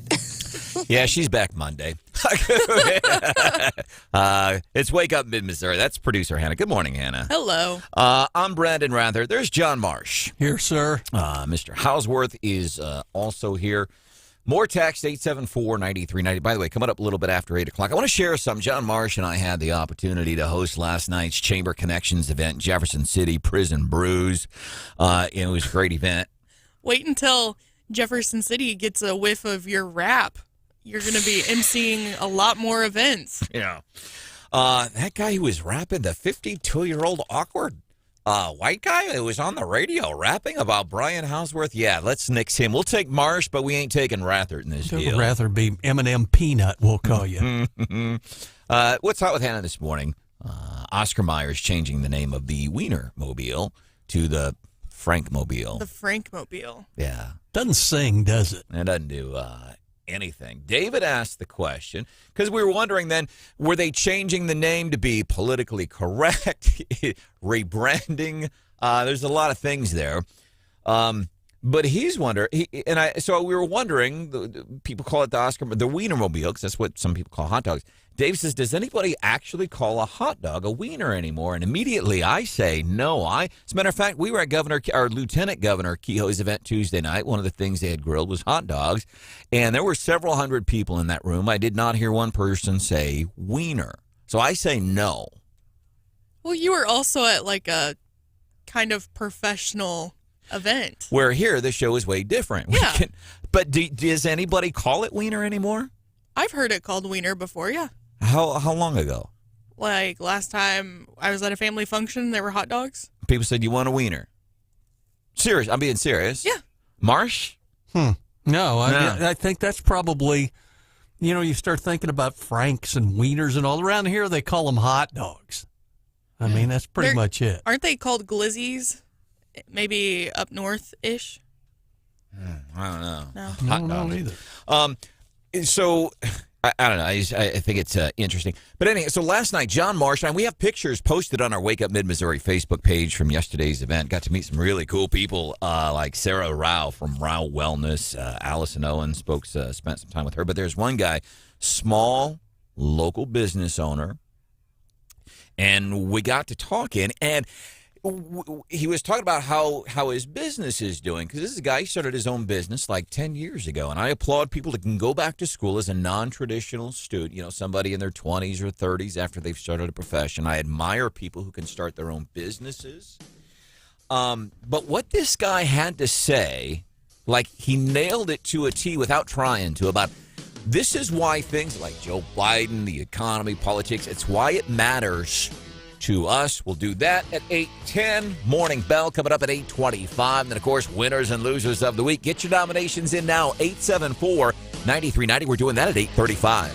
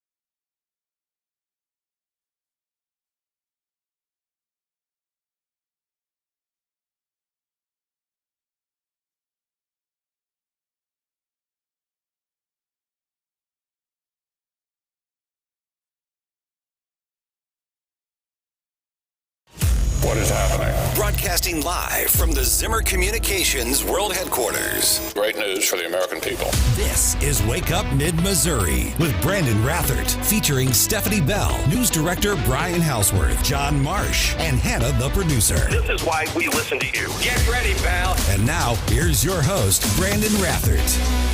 I can't wait for the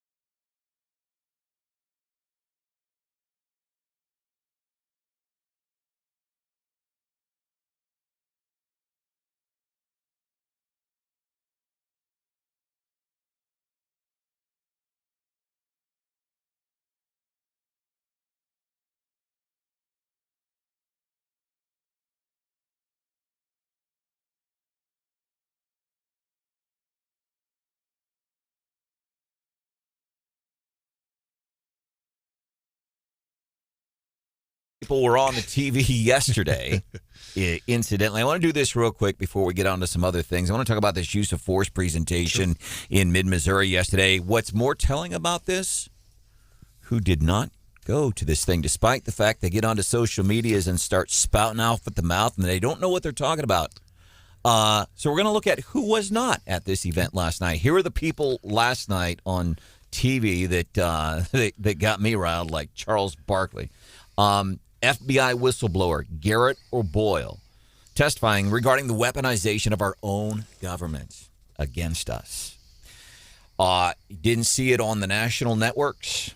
And this stuff is so important. This first clip, it's about 35 seconds long, but he's being asked the question to him is, what would you say to some other FBI agent who would come to you and say, hey, listen, the government's got this wrong. I'm being asked to do some things that are illegal, immoral, unethical, and just plain wrong. I would tell them first to pray about it long and hard. And I would tell them I could take it to Congress for them, or I could put them in touch with Congress, but I would advise them not to do it.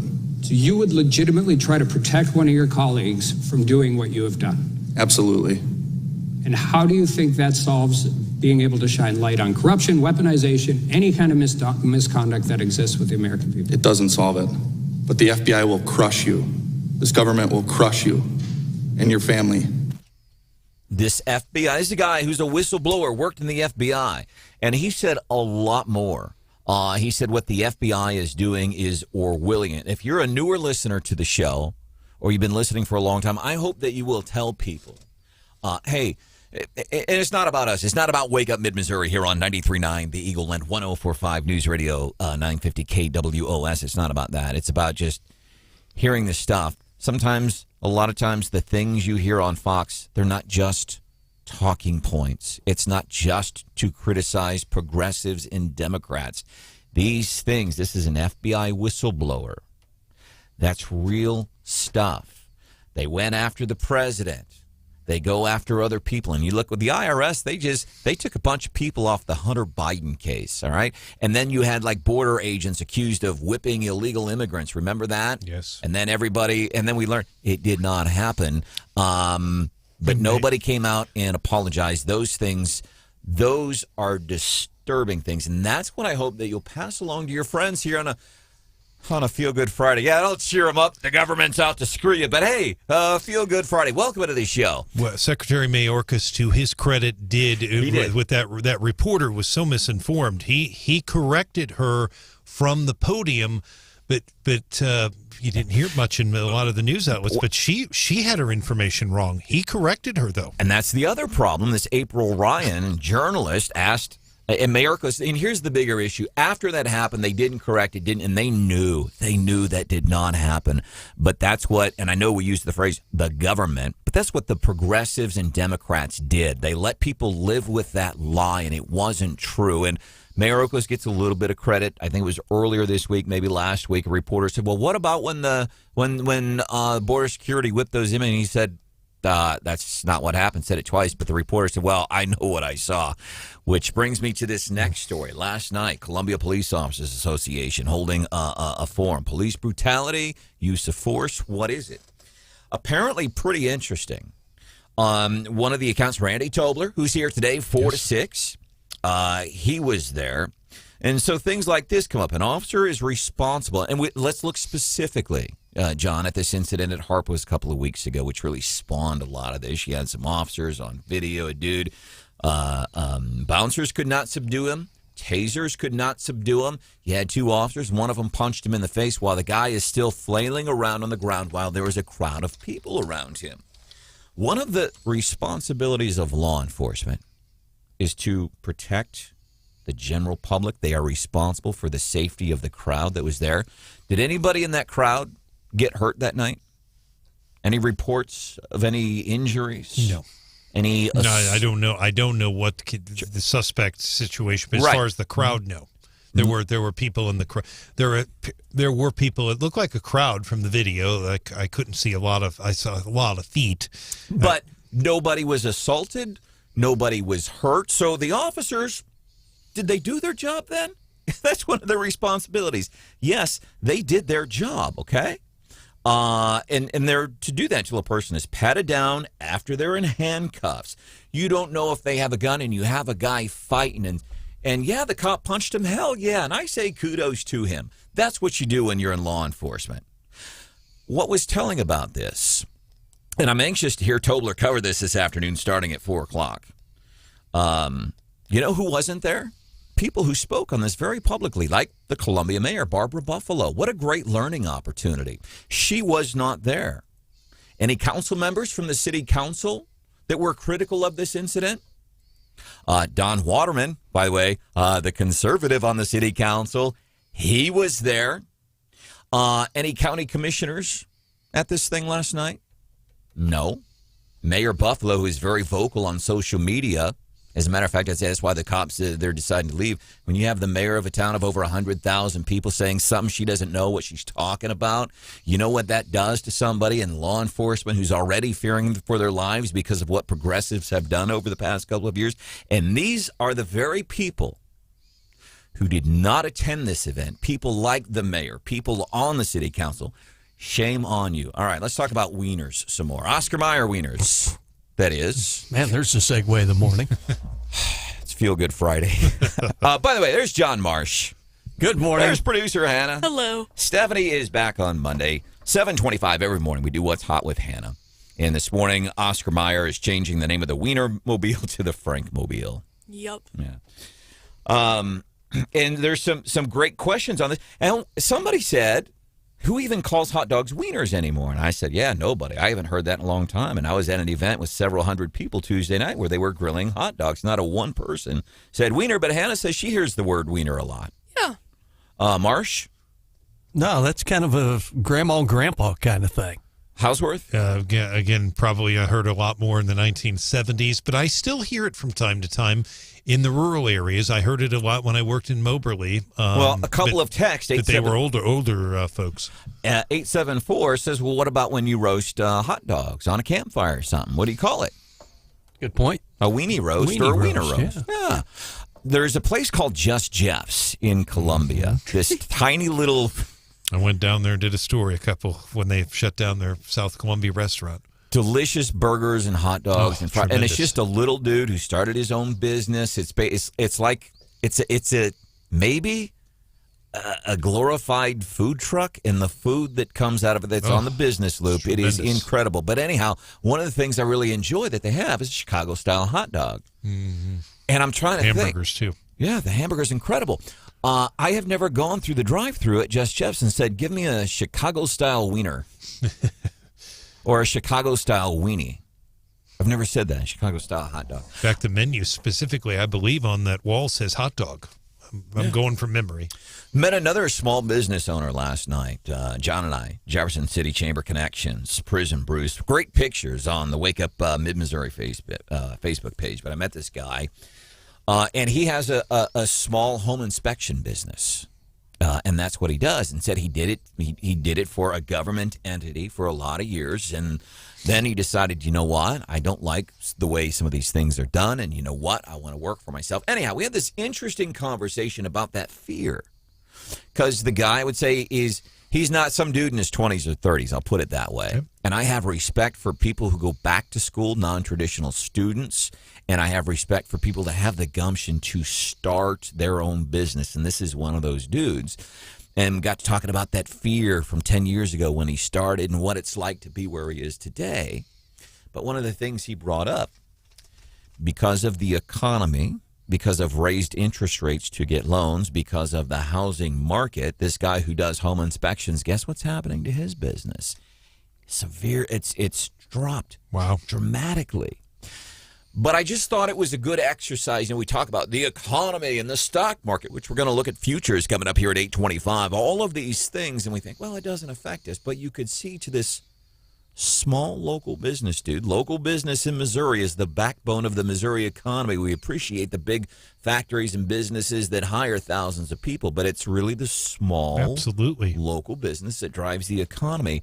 And what this dude told me last night at this event, John, it was just like, yeah, that is the epitome of how these things affect us. Putting a Democrat in office, it'll be fine. It's not fine. The progressive president of the United States and what he has done and what he has not done led to that conversation last night with this guy who's had his own successful business for 10 years. He's not where he was, and it's affecting him. And guess what? So then he's spending less money now here in mid-Missouri because he has less income. So at the grocery store, they're getting less of his money.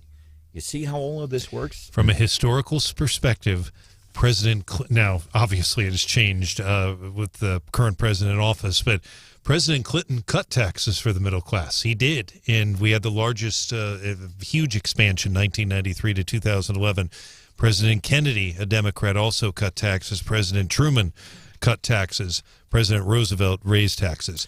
But the Democrats now, I've not heard any talk about any tax cuts. In fact, they're looking at raising taxes on what they say is the wealthy. So here's some facts. You can look at people. You can look at the Democrats, progressives, what they say, whether it's locally and them spouting off about police enforcement or whether it's the president of the United States. And you can look at facts and go, this ain't good. Coming up 5 minutes from now here on the show, the legendary Chick-fil-A is closing a restaurant. But it's a significant restaurant. Stuart.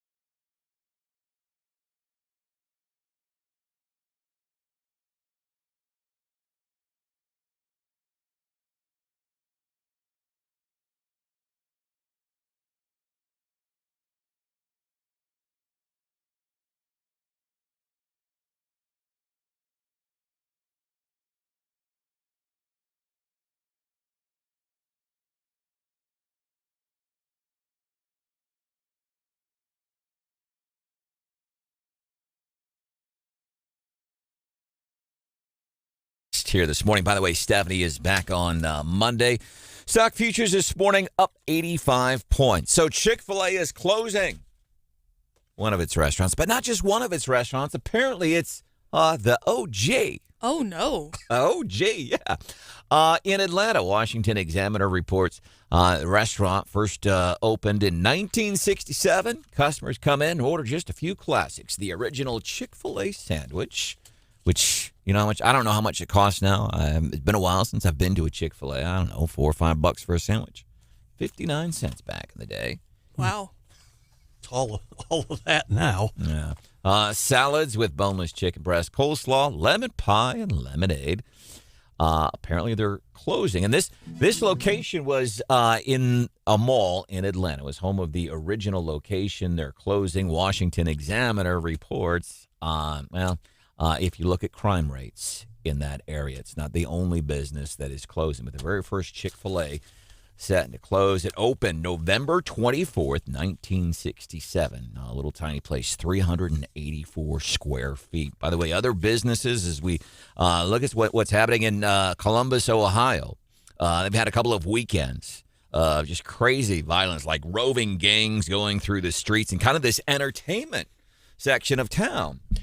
And so here's what the solution is there from the vibrant leadership in Columbus, Ohio. They're asking businesses, well, just close earlier.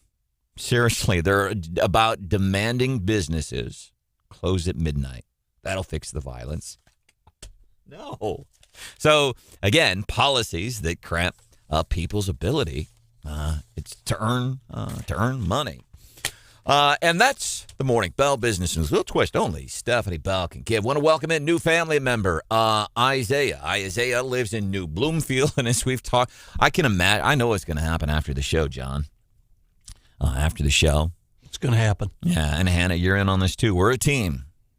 Somebody's going to come studio door, 9 o'clock, right as we're making way for the Gary Nolan show. And so, did you talk about wieners on the air for an entire hour? No.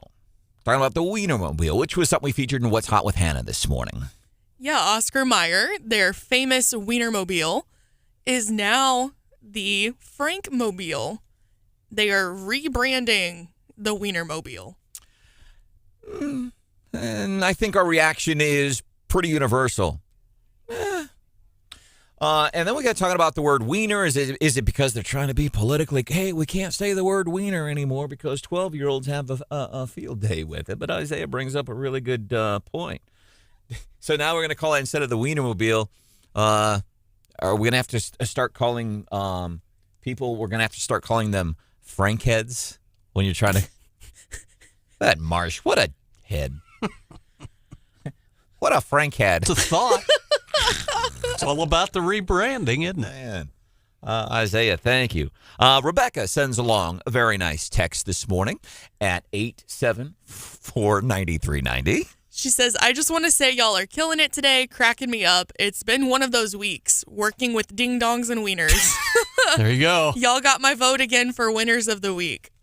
Man, thank you, Rebecca. And that's why we do Feel Good Fridays.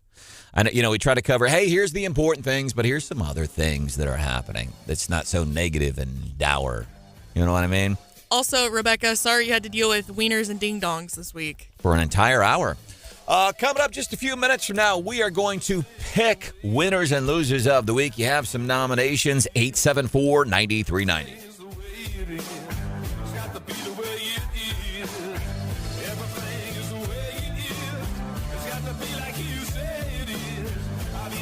It's time for your Gary Nolan Minute. Well, the nightmare of transgenderism just keeps showing up. The latest is a sorority that's suing the university where they're housed. And apparently, they've decided to let a transgender, a guy who thinks he's a girl, live with them. And it's getting creepy. Apparently, he stares at them, asks them about their genitalia. In fact, he was even aroused while watching them. Do you really want your daughters to be in a locker room or a shower room with a guy who thinks he's a girl? it doesn't make sense, and it's no safer for girls who think they're guys in a men's locker room. Let's stop the nonsense. You're born a guy, you are a guy. You're born a girl, you are a girl, and all of this threat and danger disappear. That's your Gary Nolan Minute. Here's a free sample of Wake Up Mid-Missouri. Sounds like you're going to be doing some stuff with the family. Speaker of the House, Dean Plocker, thank you so much for joining us this morning here on Wake Up Mid-Missouri. Thank you all. Bye-bye. That was a powerful interview. That was, as I would say, as relaxed as I've ever heard the speaker. But he was a little defiant with my question. You were a little defiant with the question. I was. Wake Up Mid-Missouri with Branden Rathert. Weekday mornings, 5:30 till 9 on 93.9 The Eagle. Just heard the news. Just like our world. An extremely busy week. Life is a busy place. And keeping up Day-to-day things. Really, really hard. is hard. Like inflation. Issues are tough. Keeping Americans up at night. We make it easy. The real answer here. Simply check in 2, 3, 4 times today. Issues every single day.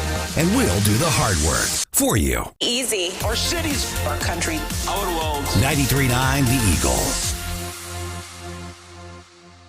The Gary Nolan Show. Let me interrupt you here for a second, Gene, because Gary the Liberal just stepped in, and he wants to say a few things. Okay. Oh, my God, Gene, you're trying to drive these disabled people into the streets. What is the matter with you? These are America's most delicate people, and they need that money. Why would you cut them off? The Gary Nolan Show. Weekdays 9 till noon on 93.9 The Eagle. Here's a free sample of Wake Up Mid-Missouri. Hard times academically, and changed my major to something that gave me a little more flexibility with the classes that I could take. And at that point, I pretty much knew this is what I wanted to pursue after college. So it just kind of felt like, let's get to the finish line and say I have a bachelor's degree, and then I'm going to go do radio. C's get degrees. So do D's. Wake Up Mid-Missouri with Branden Rathert. Weekday mornings, 5:30 till 9 on 93.9 The Eagle. Prior to an election, they kept it secret. When the hypocrisy's so obvious. At no time did he get raided by the FBI. You risk popping your eyes right out of your skull with every eye roll. This is why there's such hypocrisy behind the Bidens once again. You can always join the conversation right here. Sick and tired of the hypocrisy. of the hypocrisy. Limousine liberals are all hypocrites. 93.9 The Eagle. Twitter can be explained. They are not covering anything on the Twitter files. On Twitter. What's the truth? You need to understand this, and that's not going to happen in a tweet. Get the whole story. This is an enormous story. With Glenn Beck. This is proof positive that the government is colluding to lie to you. No character limit. Weekdays at noon. That's saying something. On 93.9 The Eagle. Politics can be a dirty game. The whole thing just stinks of corruption and lies. So let's clean You know up what Washington looks like to the average American citizen? before it gets out of control. It looks like it's a giant vat filled with sewage. Contact the Department of Sanitation. None of this meets the smell test. Sean Hannity. Get out of the way so we can clean up the mess. Weekdays at 2 on 93.9 The Eagle. Here's a free sample of Wake Up Mid-Missouri. Sounds like you're going to be doing some stuff with the family. Speaker of the House, Dean Plocker, thank you so much for joining us this morning here on Wake Up Mid-Missouri. Thank you all. Bye-bye. That was a powerful interview. That was, as I would say, as relaxed as I've ever heard the speaker. But he was a little defiant with my question. You were a little defiant with the question. I was. Wake Up Mid-Missouri with Branden Rathert. Weekday mornings, 5:30 till 9 on 93.9 The Eagle. Just heard the news. Just like our world. An extremely busy week. Life is a busy place. And keeping up Day-to-day things. Really, really hard. is hard. Like inflation. Issues are tough. Keeping Americans up at night. We make it The easy. real answer here. Simply check in 2, 3, 4 times today. Issues every single day. And we'll do the hard work for you. Easy. Our cities. Our country. Our world. 93.9 The Eagle.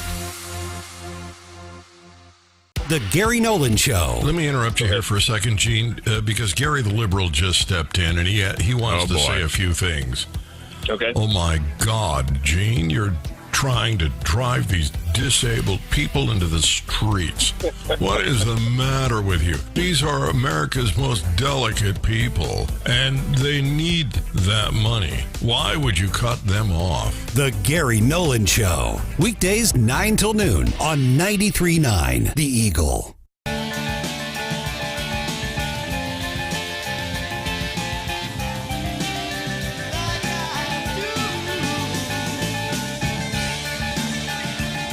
I also like to imagine my future, like when I have a wedding, I'm going to have a bridal registry, and it's just going to be a link to my student loans.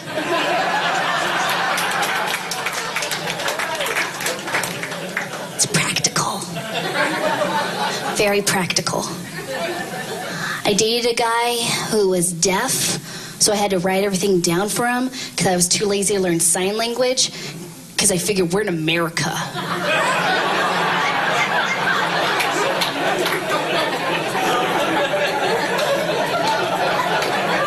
My language. Oh, yeah, that's right. This is America. You got to speak American while you're here. That one took me a minute. That's the comedy of Jen Seaman. I learned something interesting this week.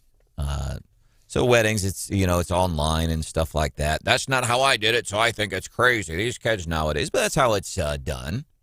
But I learned something really interesting when it comes to registries. Of course, Hannah's going to be married on St. Patrick's Day, 2024. We're all incredibly excited. So she's registered and all that good stuff. But apparently, this, I guess, blows me away. So you get online, you register. Here's what we would like to have to start our life anew.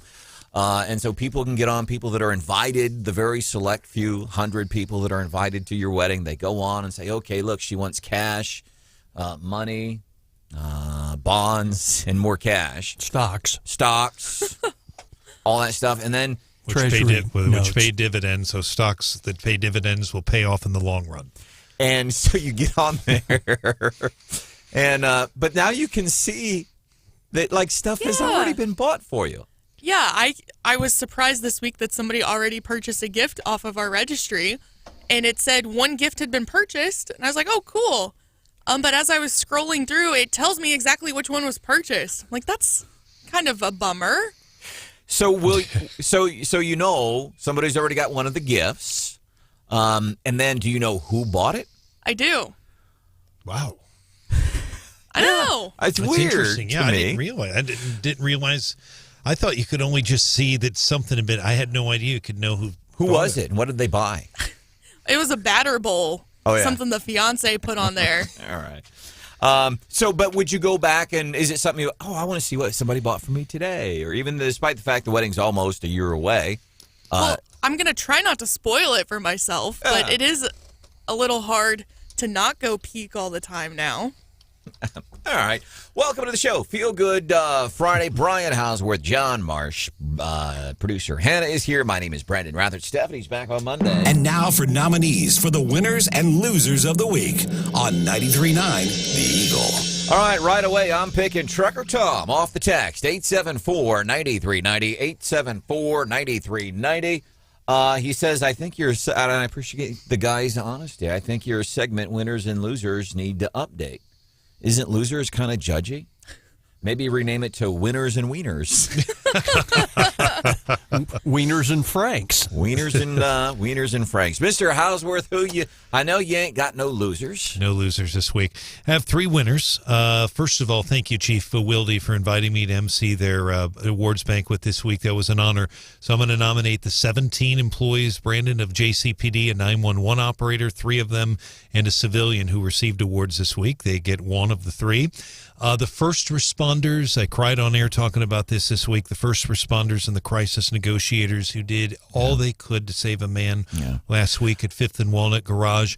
And I'm going to nominate, they did everything they could. I'm going to nominate one more group here this morning. I heard them this week, needed a pickup after it's been kind of a tough week.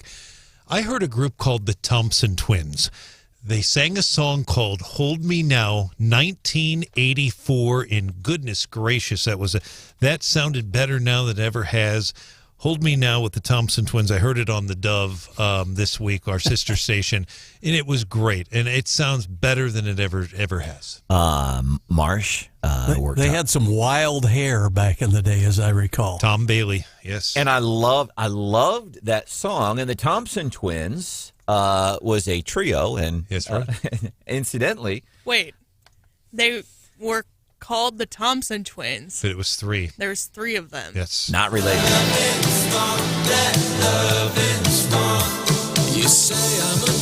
Thompson Twins.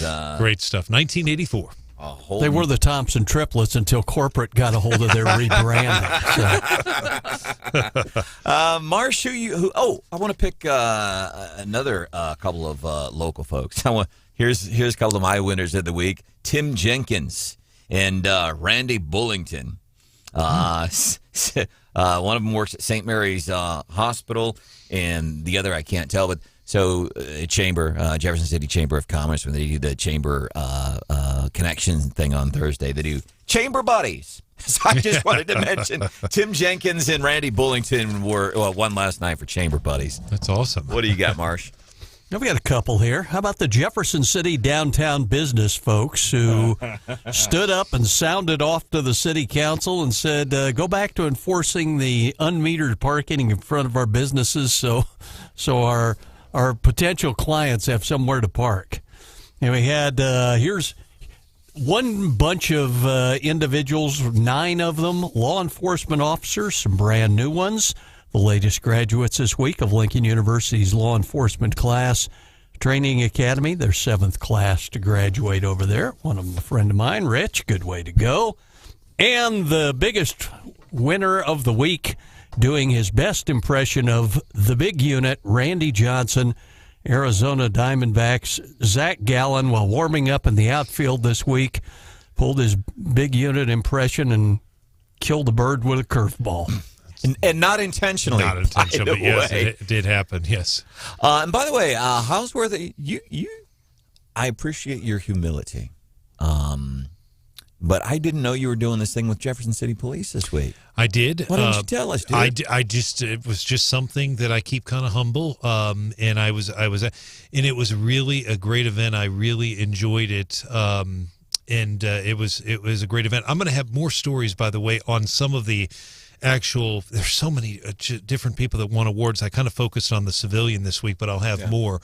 But it was just an honor to be there, to be in their presence, and some amazing stories. It literally, as the chief said, you couldn't, if you saw it in a movie, you'd have a hard time believing it, but it happened in Jefferson City. Just amazing stories and very, very amazing work. I'm going to go a little negative here. This dude should be loser of the week. We can call it a witch hunt. It's all an aligned message with the White House. But nonetheless, real evidence is coming forward that just can't be ignored. So we do know a lot more. I think the claims that there was no evidence of collusion have long since fallen away. That's California Congressman Adam Schifferbrains over the past several years. Oh, we've got plenty of evidence, all this evidence. Durham report comes out this week and calls Adam Schifferbrains bluff. By the way, Adam Schiff, his response to the Durham report, it's flawed. And yes, and he actually was one that started he was heavily involved, if you remember, in the really push for Robert Mueller to be appointed. Hannah, who do you have on your list? I have one winner on the topic of first responders. Today's a big day for the California Fire Department, the California, Missouri Fire Department. It's their annual golf tournament fundraiser happening at the California Country Club.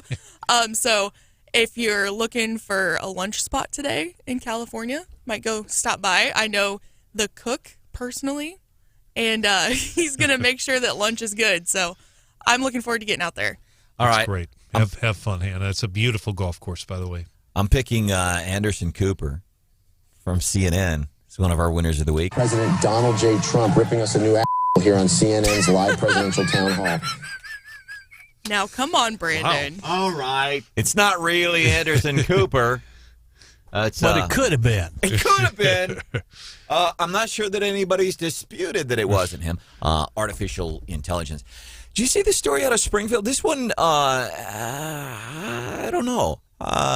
a young lady in a classroom, and the teacher, and I think it was a substitute teacher, starts using the N-word, and not calling anybody, but saying, see, we use the N-word, but certain people can use it and we can't. So this kid in class pulls out her cell phone, and she films it and says, hey, man, look at what this teacher is. Glendale. Yeah, in the classroom. The teacher, now fired, no longer works in that district. She was suspended because they have a policy regarding your cell phone. And we see that here there's some mid-Missouri schools that say, hey, no cell phones in the schools or in the class. Apparently she violated some aspect of that policy. The school suspended her. And one of the reasons they did the media cover, and that also was, by the way, I saw that on The View, and of course they focused on what the teacher said. And wait, hold up. The View did cover that this week, yes. You were watching The View? I have it on in the newsroom because I need to see if Megan and all right. for breaking news. No, I don't on want... the ABC's local affiliate. Exactly, okay. yes. So, yes, I do, believe me. It's just, there's yeah. But they showed the video.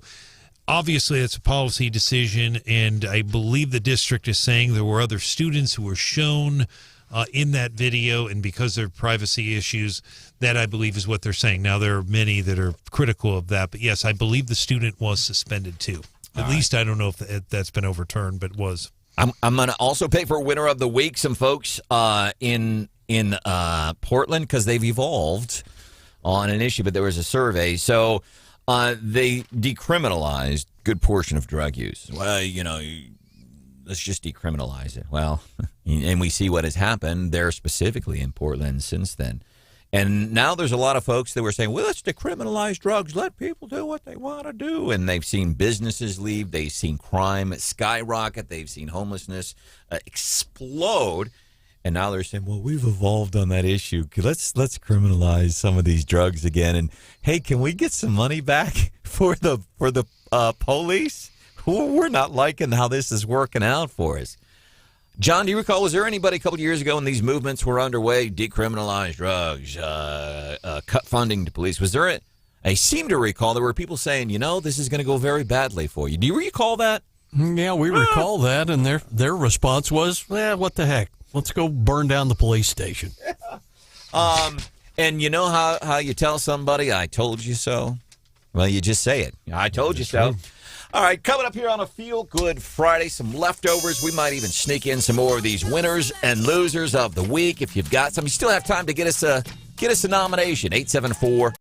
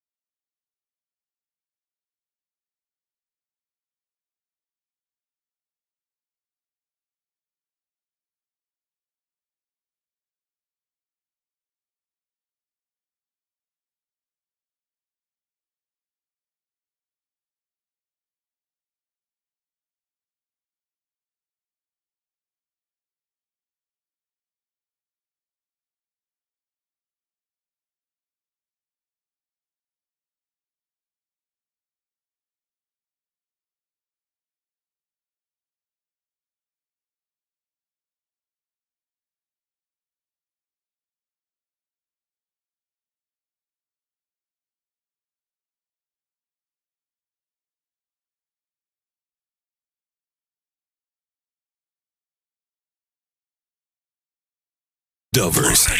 Enjoy. All right, a couple of things we did not get a chance to get to on the show. Ron DeSantis is expected to make it official next week that he is going to be running for president. I wonder how this is going to work out. So you got basically it's Trump and DeSantis, and there's some other names out there. I know a lot of folks really excited by Asa Hutchinson.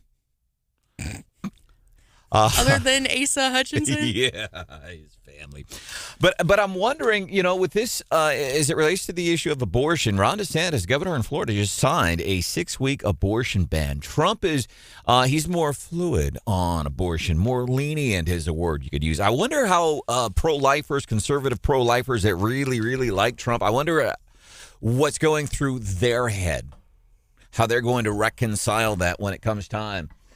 For the primaries, just a question. I think it's just going to be really interesting. By the way, do you give points to Disney for what they did yesterday? They yanked a $2 billion expansion in Florida because of Ron DeSantis. Well, it's funny because DeSantis, in a way, that's a win for him. But when you look at the economic effects, it's a big loss for the state. It's a campaign ad for Trump. Yeah. Look at what Ron DeSantis did to the economy, and it was like a $2 billion project. Marsh, what you got for leftovers? Well, I've got another sports leftover, kind of on a down note, though. That Mid-Missouri stock car driver who was seriously injured in the crash last month, Andrew Zeller of Blackwater, passed away on Wednesday, and he was hurt at the racetrack in Warrensburg when he lost control, went airborne, and hit some trees. So, fortunately, he passed on. Also, by the way, a new president of the United Way of Central Missouri. Lee Knernshield, who has been with, Big Brothers Big Sisters here in Mid-Missouri as long as we can remember, and she started out in the media before that, as a matter of fact. And that position, and back, she's been in that position, United Way, for a long time. As a matter of fact, she was one of the folks who said last night at this chamber event, I saw you on video whenever Stephanie was being honored for what she does for women. I'm like, I'm sorry, I wasn't trying to be rude. One other thing we need to share about that chamber function that you and I were at last night, the main thing anybody said to us from the get-go was, where's Stephanie? Yeah, there is that. Stephanie is going to be back with us here on Monday. Some other things that we could toss. By the way, so Montana voted to ban TikTok. TikTok is suing Montana. TikTok creators in Montana are suing Montana. And I don't like the TikTok, and I know everybody's out to get your info, companies, whatever, but those companies aren't out to destroy me and my family like China is. And I think that's one of the rubs with TikTok. It's owned by ByteDance. That is a Chinese company. I don't agree with banning it. Let people choose. But now to creators and the reason they're suing, they're saying, listen, this is like kind of how it's one of the tools we use to promote our business, and it's the only social media app out there. And if you take away this social media app, we don't know how we're gonna. I'm being a little facetious there. This couple charged with drug trafficking in South Carolina. Apparently, sheriff's deputies said. Became suspicious of a couple. They were pulled over for just a routine traffic stop, and then just kind of casually asking. Apparently, the cops were being polite, but they noticed that the passenger, she was pregnant, and just kind of being polite, pulled the old, which you should never do, pulled the old when you do. And so she's, this time, and then they're talking to the guy a little bit, and says, man, you got to be excited, and when you guys expecting? Just again, trying to make conversation. He gave like a way different answer. There was nowhere even close. Cops got suspicious all of a sudden. Apparently, the dude, he runs out of the car. She tries to